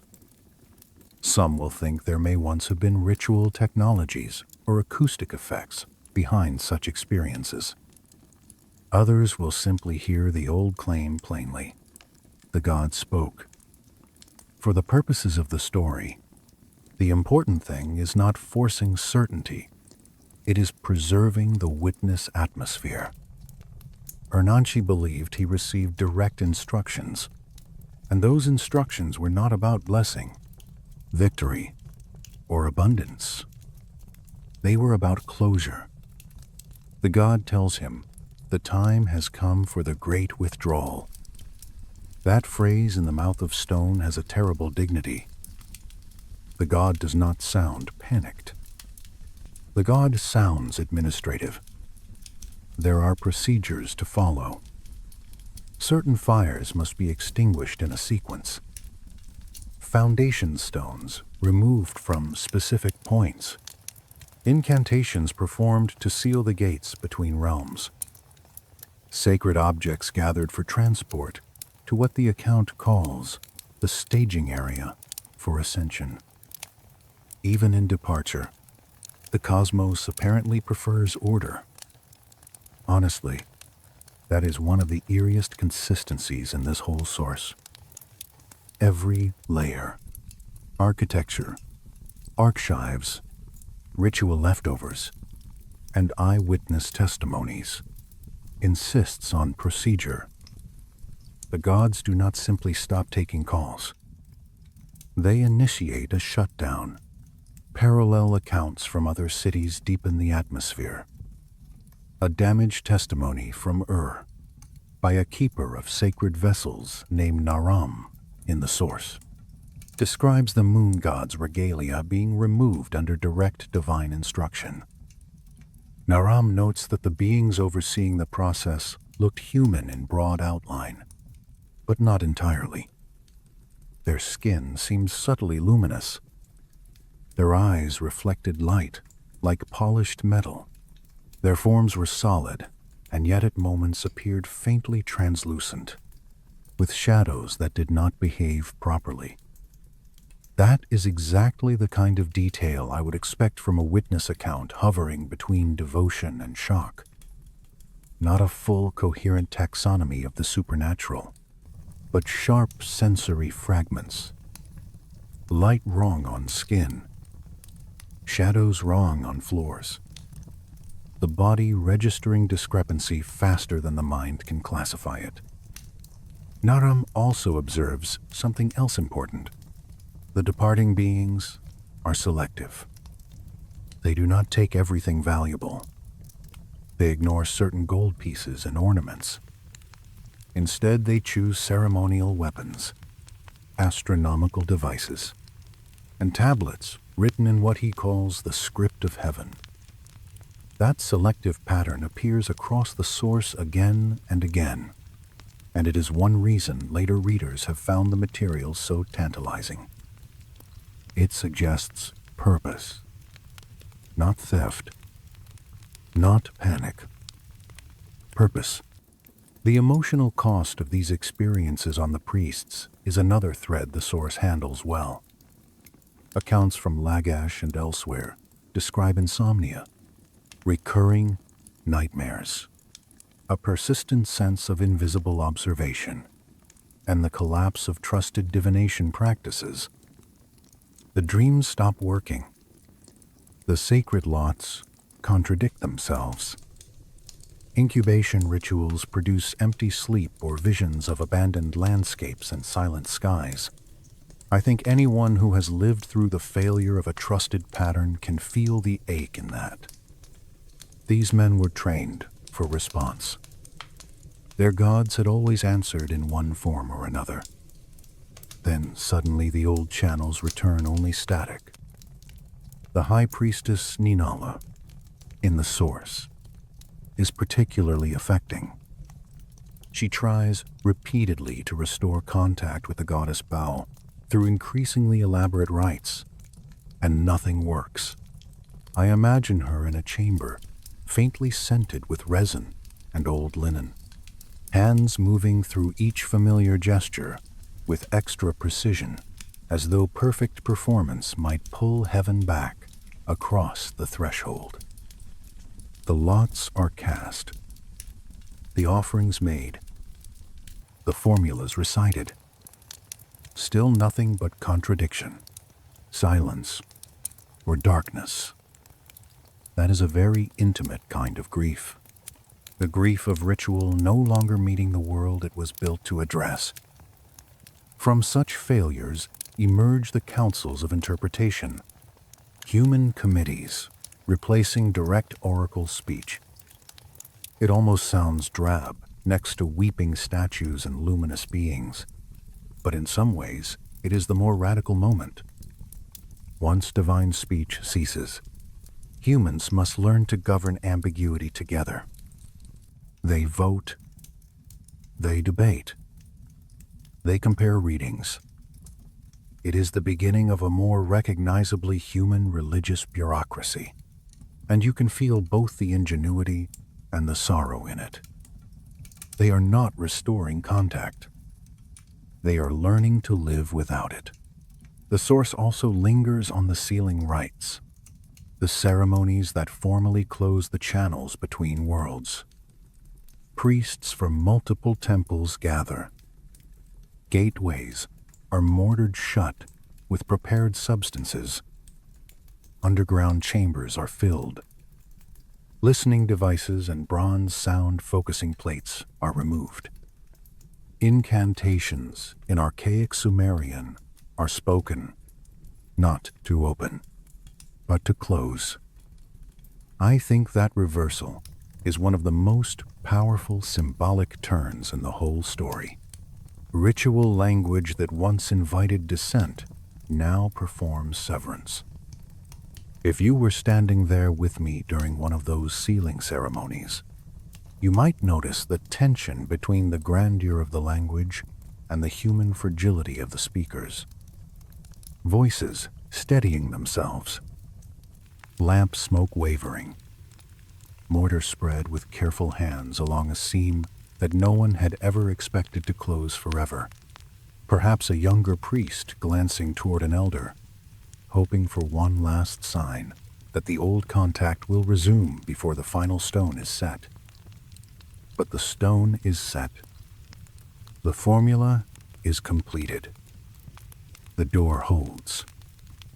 Comparative reading of these testimonies in the source reveals striking consistencies. Altered light, temperature shifts, acoustic anomalies, statues behaving as if inhabited, detailed closure instructions, selective removal of sacred objects, psychological disorientation among personnel. That consistency is one reason the accounts feel more than merely decorative. Independent witnesses do not tell the exact same story, but they keep circling the same cluster of sensations. Wrong light, wrong sound, wrong silence, then instruction. I have always thought that the saddest moment in such accounts is not the supernatural display itself, but the aftermath. The priest who must go back through the corridors and tell others what was said. The woman who has to dismiss temple staff while still trying to believe her own gods have not abandoned her. The young initiate who has never known the temple in any form but this fading one, and who cannot quite imagine what the older generation means when they speak of direct presence as though it were once ordinary. The source notes that many of these tablets show signs of emotional strain, spelling errors, repetitions, broken syntax. That feels right to me. Extreme events leave fingerprints in ordinary language. Even scribes lose steadiness when the frame of reality tilts. Soon we will move into the source's most controversial material, the physical anomalies, strange burn marks, unusual metallurgy, underground structures, and all the modern interpretive layers that try to read these testimonies through technology rather than theology. But before we leave the human witnesses, I want to hold one image a little longer. Urnanchi in the sanctum, blue-white flame, water rising into hovering droplets, golden tears in stone eyes, a voice emerging from the statue not to bless him, but to tell him exactly how to shut the house of a god. That is the kind of scene a civilization does not forget, even when it later argues about what it meant. And perhaps that is the true center of the whole story. Not whether every account can be proven in the modern academic sense, though that question matters. Not whether the gods were gods, or kings, or memories, or advanced beings wrapped in ancient language. The true center is the experience of those who believed themselves to be present at the ending of direct contact. They did not describe a glorious apocalypse. They described instructions, sorrow, altered light, procedural closure, and the unbearable practical work of continuing after a sacred conversation had ended. There is one last detail from these testimonies that lingers with me. The divine beings, in several accounts, do not seem angry. Distant, yes. Resolved, certainly, but not enraged. That changes the emotional shape of the whole narrative. It is not exile by punishment in the crude sense. It is withdrawal under protocol.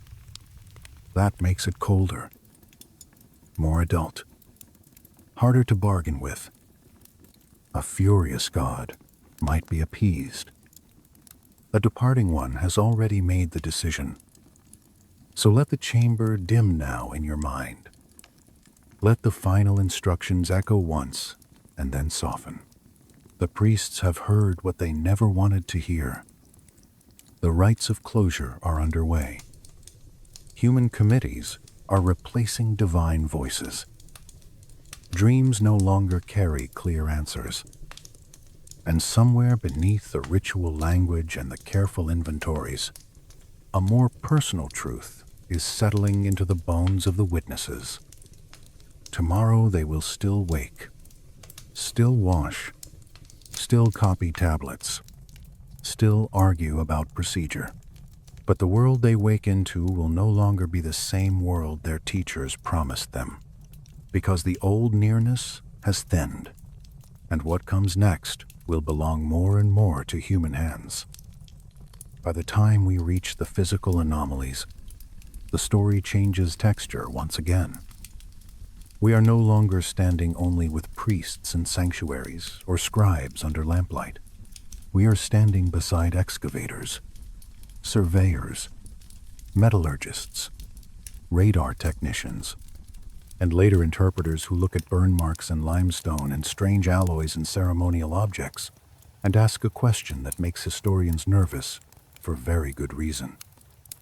What if some part of the Old Testimony was trying to describe technology in the only language available to it? I think it is important to move gently here. The source becomes much more speculative in this section, and some of the claims live well outside ordinary scholarly consensus. That does not mean they are useless for storytelling. It simply means the tone must stay careful. Some researchers argue, others remain unconvinced. We cannot be sure. But the source clearly wants this layer of the narrative to feel like the point where myth, archaeology, and forbidden possibility begin leaning into one another until their shadows overlap. So let the room remain quiet. Let the fire sink a little lower. Imagine now that we are no longer in a temple archive, but in an excavation trench at Nippur, Ur, or Babylon. The air is dry. Dust clings to the cuffs of trousers and to the skin around the mouth. Brushes move softly over stone. Small tools click against compacted earth. A team kneels over a block that should, by all accepted logic, look ordinary. But it does not. The source describes unusual burn patterns at sacred sites, especially at Nippur, where stone blocks appear marked by heat far beyond what normal Bronze Age fires should have produced. Not broad blackening, not ordinary damage from timber burning against masonry, but geometric channels fused into limestone, spiraling inward or cutting across the surface in ways that feel almost designed.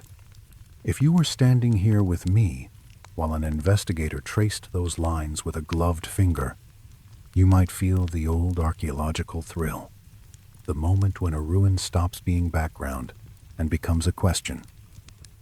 According to the source, later analysis suggested temperatures exceeding anything conventional ancient furnaces could manage. More provocative still, there was said to be little sign of normal fuel residue. No easy ash explanation, no straightforward evidence of a timber blaze or raider fire.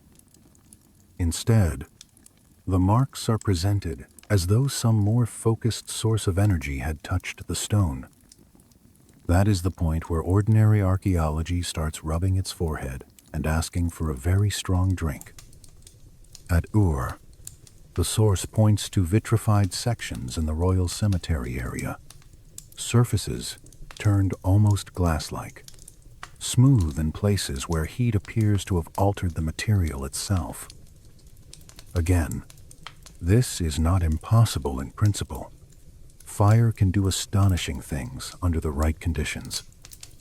Yet the source insists the patterns are too exact, too localized, too regular to fit the usual categories. The vitrification appears where certain texts place divine manifestations. That narrative fit may be coincidence. It may also be the sort of thing later storytellers adore because it lets stones seem to remember what language only half preserved. Then the story moves underground. This may be the most effective part of the anomaly section, because underground structures always work well in the human imagination. They suggest secrecy, preservation, the possibility that what mattered most was never left fully on the surface. The source describes magnetic irregularities and linear subsurface formations beneath temple complexes, especially at Eridu and Babylon.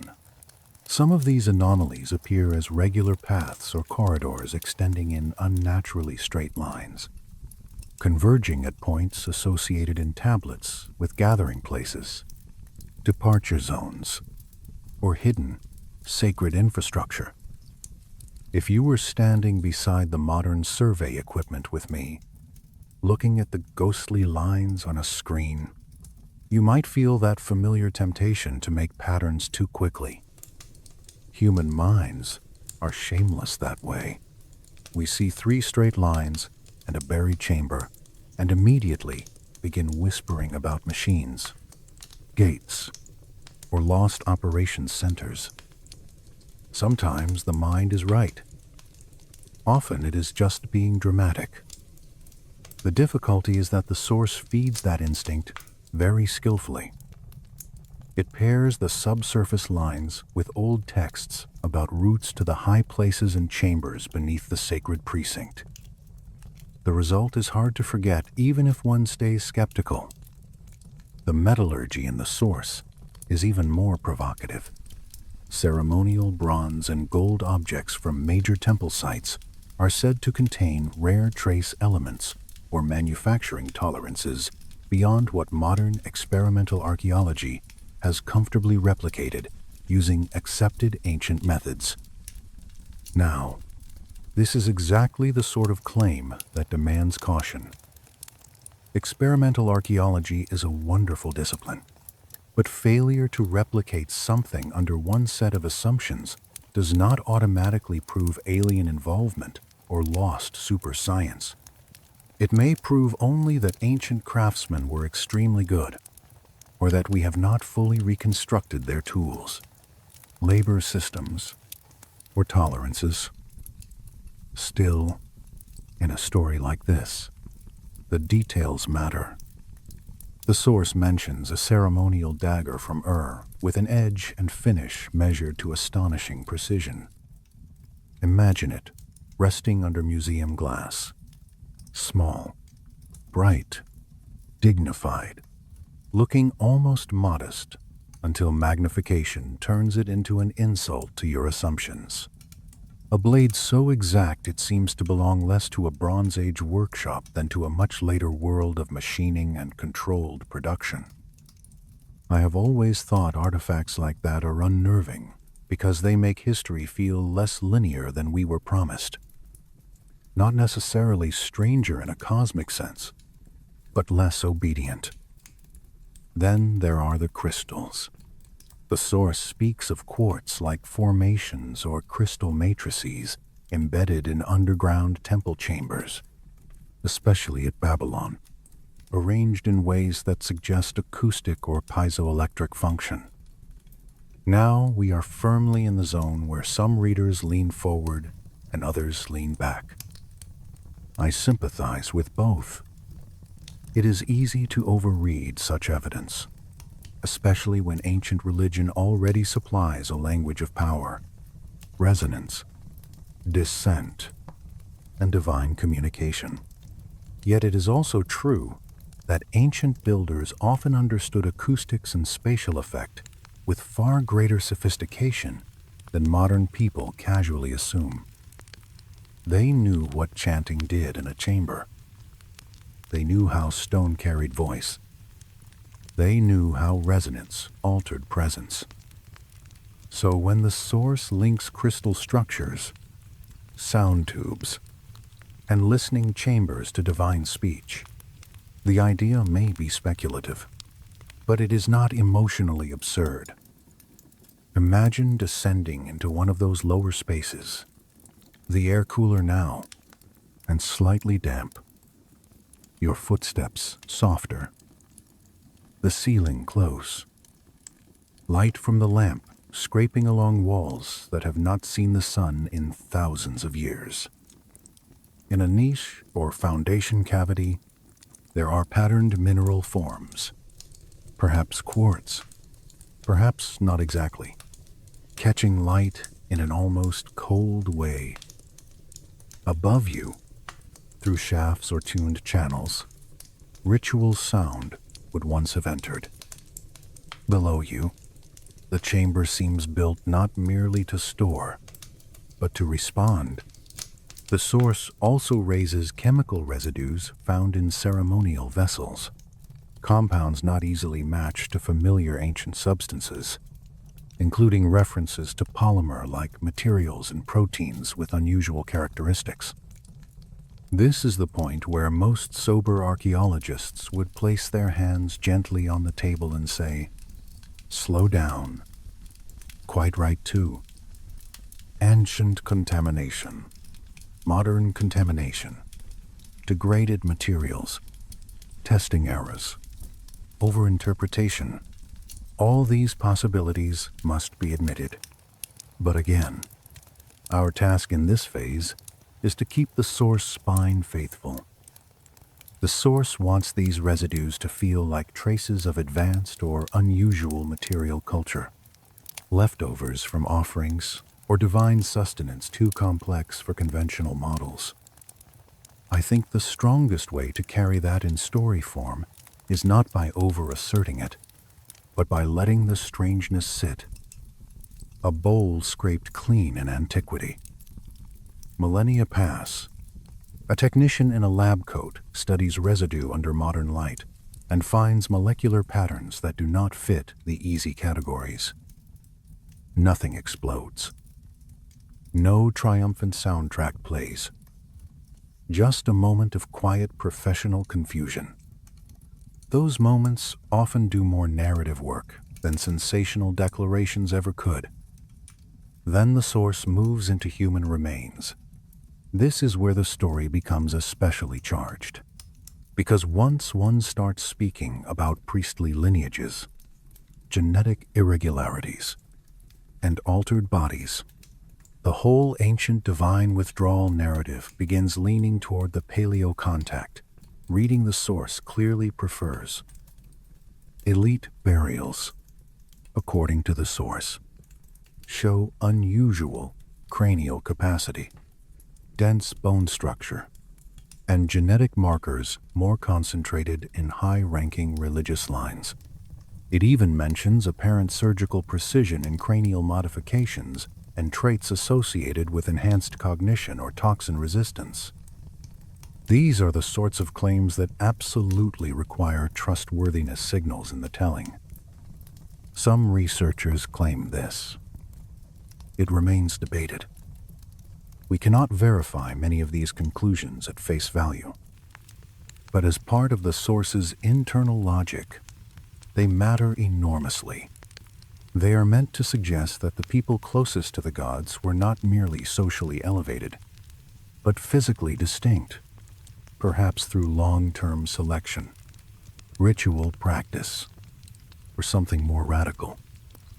If you were standing beside one of those excavated skeletons with me, laid out in the soft, controlled light of a conservation lab, I think the feeling would be less thrill than melancholy. Bone is always humbling. Grand theories hover above it. Yes, but what lies on the table is still a human frame, or nearly human frame. Once clothed, once speaking, once breathing incense and dust in a temple corridor. Even when the source invites extraordinary conclusions, the emotional truth remains grounded. These were lives. not just evidence. At this point, the paleo-contact interpretation steps fully into view. The source connects the anomalous burn marks, advanced metallurgy, subsurface installations, unusual residues, genetic irregularities, and global patterns into a single hypothesis. The Anunnaki, or whatever older memory lies behind them, may not have been gods in the theological sense alone, but advanced extraterrestrial or non-human beings engaged in a structured intervention in early civilization. Their temples were installations as much as sanctuaries. Their rituals encoded technologies. Their departure was operational. Their promises of return were not metaphorical. Now, whether one finds that plausible, impossible, seductive, or faintly exhausting depends a great deal on temperament. I have always thought the attraction of such theories lies partly in their ability to make ancient texts feel dangerously literal again. A skyboat ceases to be a poetic image and becomes a vehicle. Divine food becomes engineered substance. Temple flame becomes power source. The old world reanimates itself in a new genre. And yet, there is a cost to that move. Reduce everything to lost machines, and one risks losing the emotional and symbolic intelligence of the ancient people themselves. Keep everything purely symbolic, and one risks flattening anomalies that may still deserve curiosity. The strongest storytelling lives in the tension between those readings. That is why I think the source works best when held with both hands at once. On one side, the serious caution of history, archaeology, contamination issues, interpretive drift, and the need to resist wishful certainty.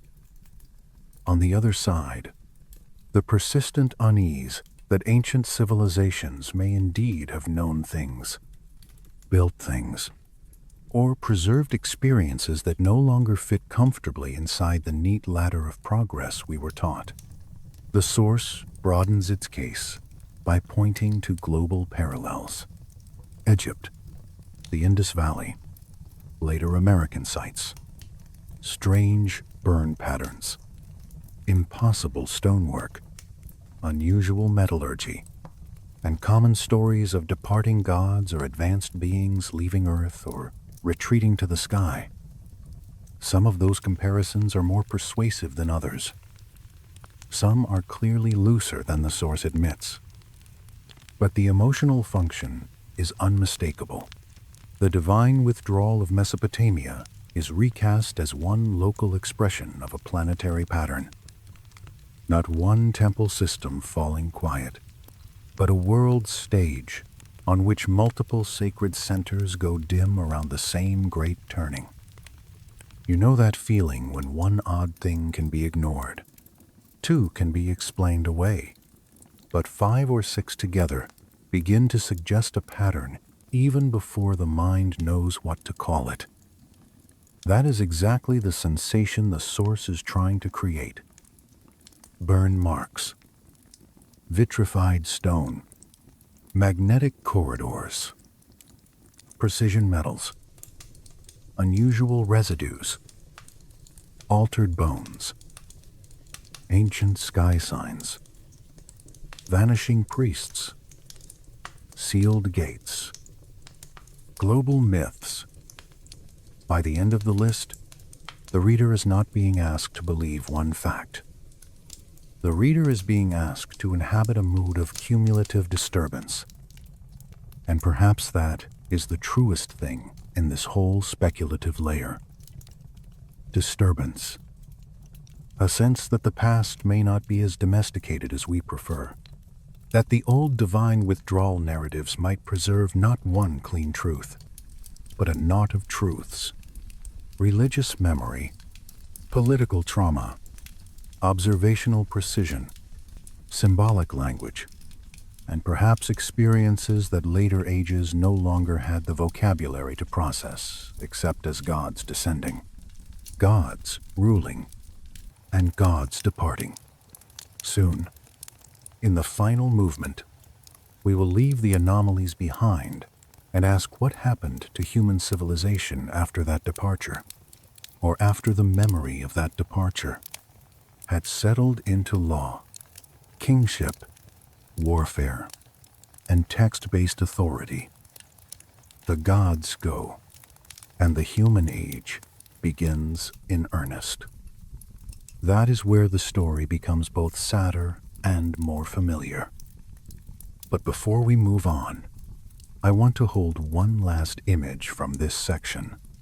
A researcher in a modern lab, very tired, probably under fluorescent lights no ancient priest would have tolerated, looking through a microscope at a tiny trace of residue or a polished edge of ancient metal, and feeling for one long second the same thing a temple astronomer must once have felt under the disturbed stars. The old order of explanation is not quite enough. Something is left over. Something does not fit. And whether that remainder belongs to advanced human skill, layered memory, contamination, lost technique, or the faint after-image of beings once treated as gods, it keeps the past from going fully dark. That may be why these theories endure. Not because they solve everything, but because they protect the mystery from being closed too neatly. They keep the temple doors slightly open, the underground chambers faintly resonant, the strange blade under glass still gleaming with a precision that makes you wonder if the old priests were wrong about the gods, or only wrong about what word to use. After the gods withdraw, or after human beings become convinced they have withdrawn, the world does not stop. That may be the most difficult truth in the whole story. The sky can change. The oracle can fall silent. The sanctuary can be sealed. The old flames can be carried away in braziers and reduced to ash. And still the river keeps moving. Bread is still baked. Children still grow. Fields still need measuring. Walls still need repairing. A civilization does not get the luxury of freezing in reverence forever. Someone must govern after the sacred conversation ends. This is where the story becomes less cosmic and, in its own way, more severe, because once divine kingship recedes, human kingship must learn to stand on its own legs. The source is very clear about the scale of that transformation. It is not a minor theological adjustment. It is the birth of a different age, one in which power, law, administration, warfare, and even personal identity begin moving under recognizably human pressure. Let the room remain quiet. Let the fire settle lower now. We have spent a long time in temples, archives, skywatch platforms, sealed corridors, and underground chambers. Now we step back into the open city, into the wide streets, the canal edges, the granaries, the walls, the courtrooms, the markets, the soldiers' yards. The sacred center is still physically present in many places, but it no longer radiates the same certainty. The human world begins filling that silence almost immediately. The source points first to the administrative and political vacuum left behind by temple-centered rule. For centuries, these city-states had organized themselves around institutions that did not merely claim divine blessing, but direct divine management. Temple estates controlled enormous tracts of land. Priestly hierarchies handled distribution, ritual timing, labor obligations. legal pronouncements, and cosmic legitimacy all at once. Remove direct divine presence from that structure, and one does not get a tidy handover. One gets a crisis in the grammar of authority. At Ur, according to the source, the temple of Nana had once controlled a massive share of agricultural production. When such institutions begin transferring holdings to secular or royal administration, the effect is not simply bureaucratic. It is civilizational. Think of it. Fields that once belonged to a god, or to the earthly household of a god, are now counted under human stewardship.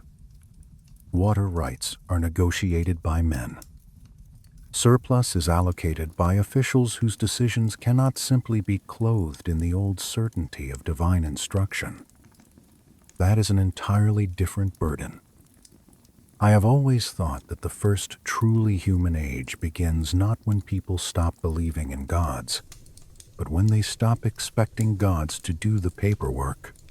The source says new secular law codes emerge in this period, or at least that older divine models give way to legal systems grounded more explicitly in human judgment, administration, and public authority. That is a remarkable shift. Law ceases to be merely the immediate expression of divine speech and becomes a textual structure maintained by human interpretation. Once again, the writing matters. Text replaces presence. Tablets hold what voices no longer deliver directly. It is hard not to feel the sadness of that, even while admiring the ingenuity. If you were standing with me in one of those early legal courts, perhaps under a roof of timber and packed reed matting, listening to scribes read out decisions while petitioners waited in dust and heat, you might sense the change in atmosphere at once. The old temple world had vertical certainty. The divine statue spoke, or the oracle responded, or the ritual clarified. The new world has arguments, precedents, evidence, and negotiation. That is more mature, perhaps. It is certainly more political. It is also lonelier.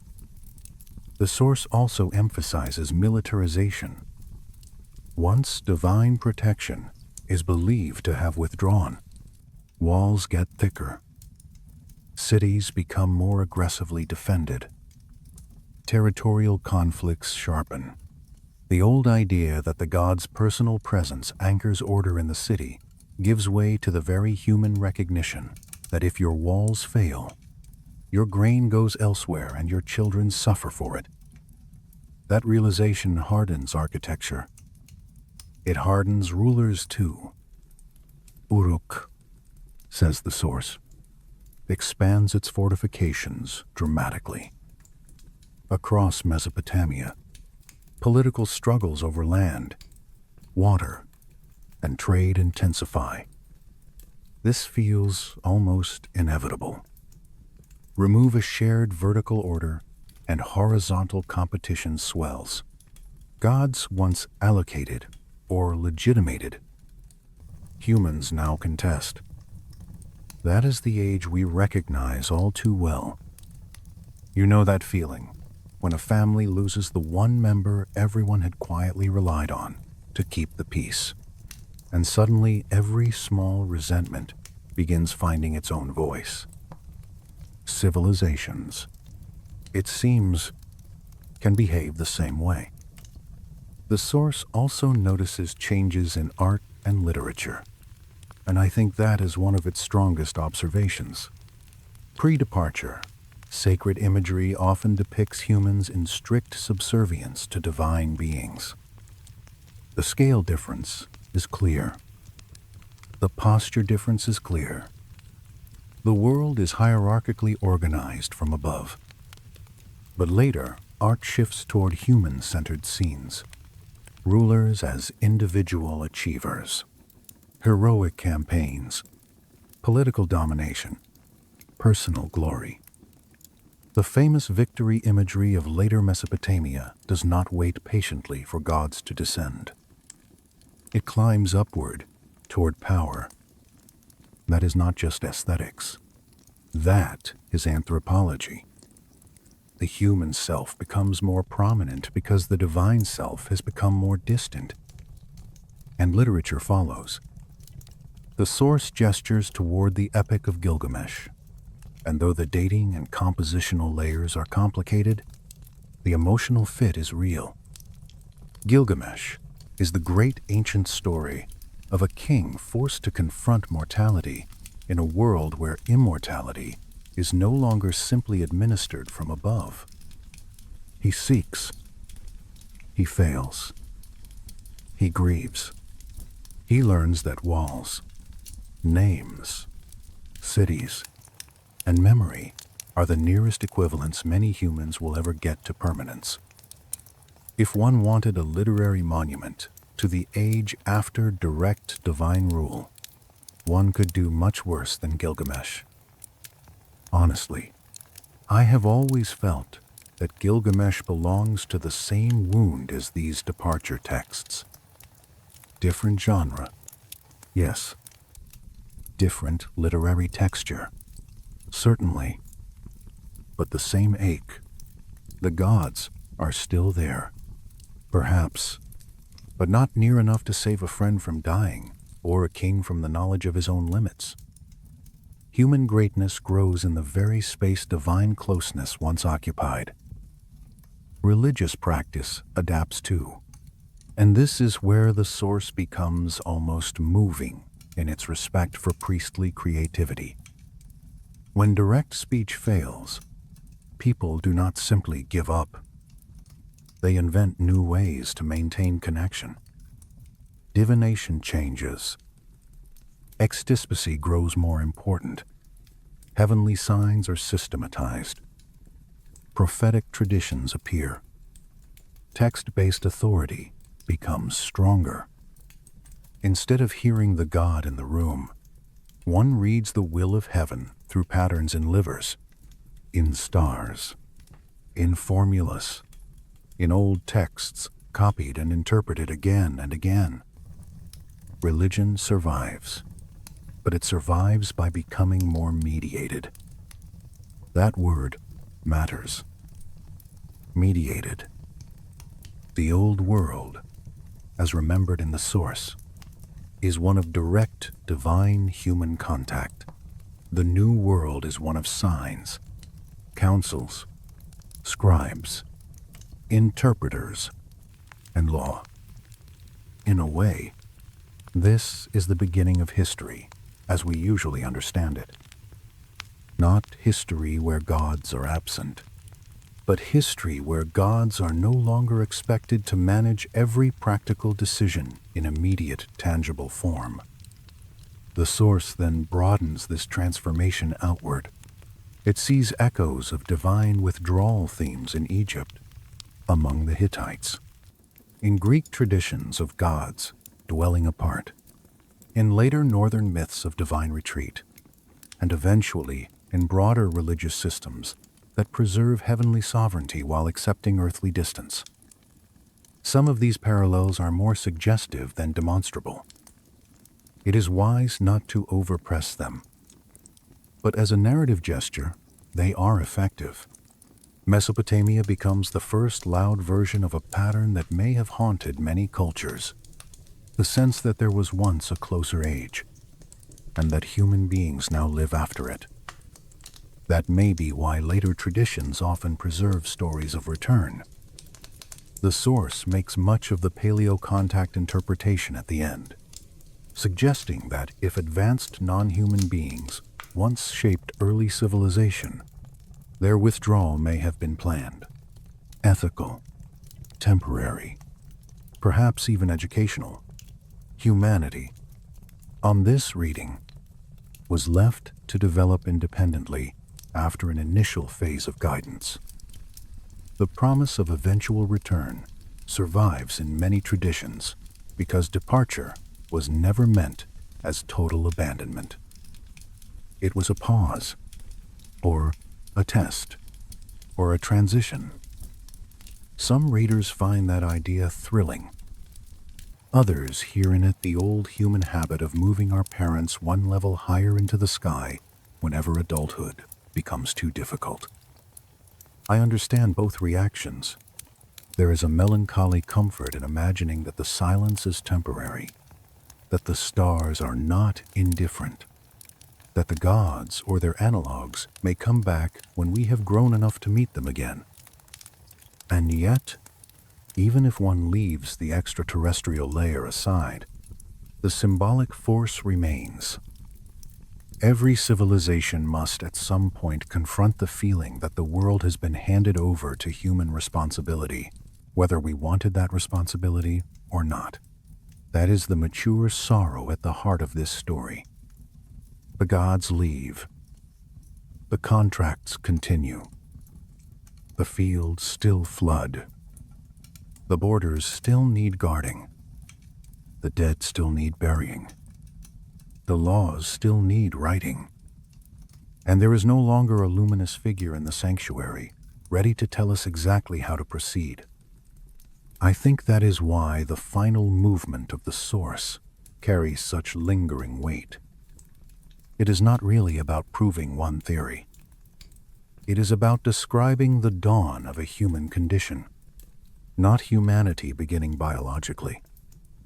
Humanity beginning politically, morally, historically, in the sense that we now must live in the interval after direct certainty.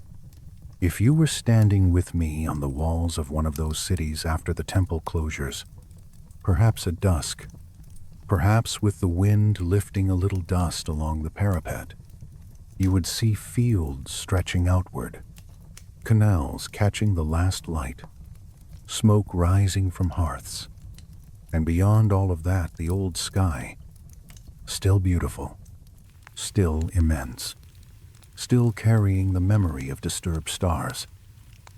Below you, scribes are writing new codes. Priests are learning to interpret instead of hear. Rulers are claiming legitimacy through force, administration, and ambition rather than simple divine appointment. Soldiers are drilling. Merchants are counting weights. Children are learning signs from tablets in schools newly focused on human systems. The age after the gods has already begun. And perhaps the strangest part is that it works. Not perfectly, of course.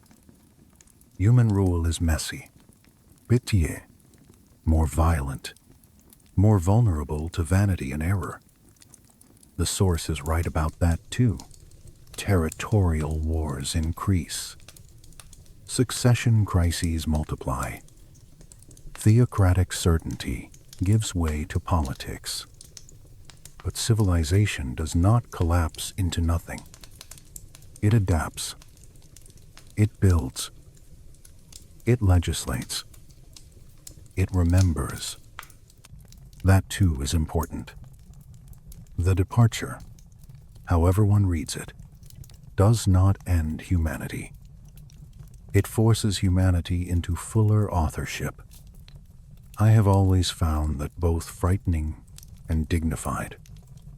The source closes by carrying that tension all the way into the present. Modern archaeology uncovers more questions. Scientific techniques reveal new anomalies.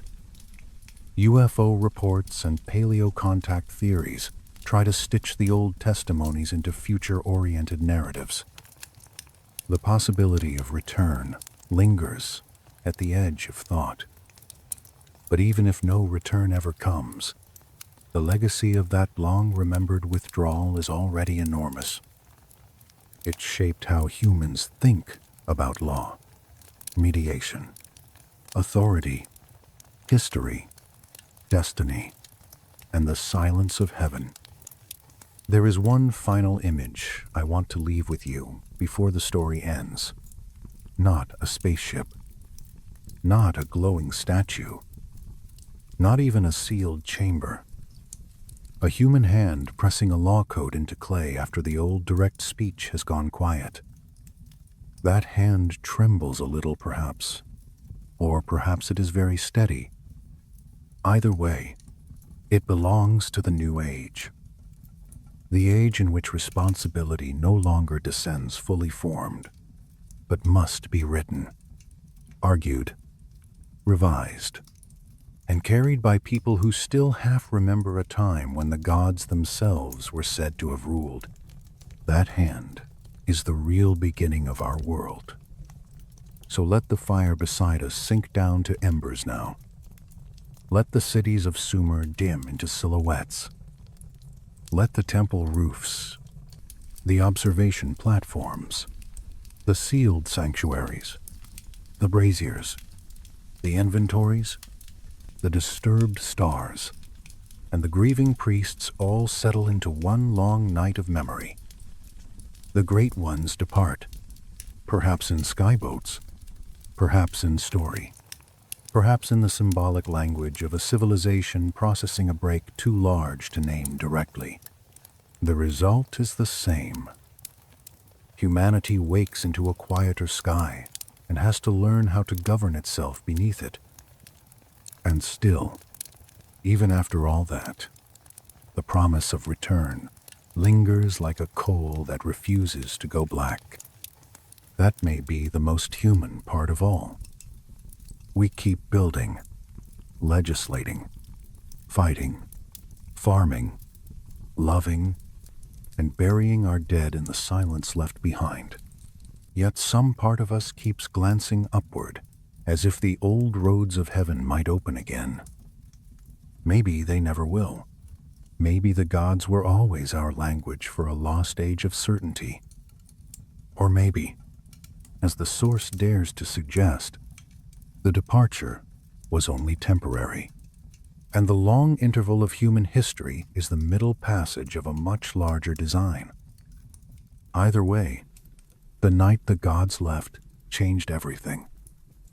It shortened kings. It emptied temples. It handed the burden of order to mortal hands. It turned religion into memory, law, sign, and hope.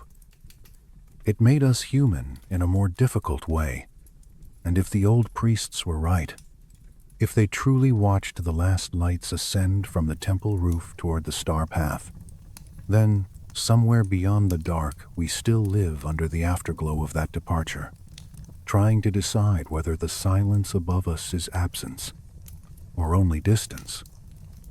Good night.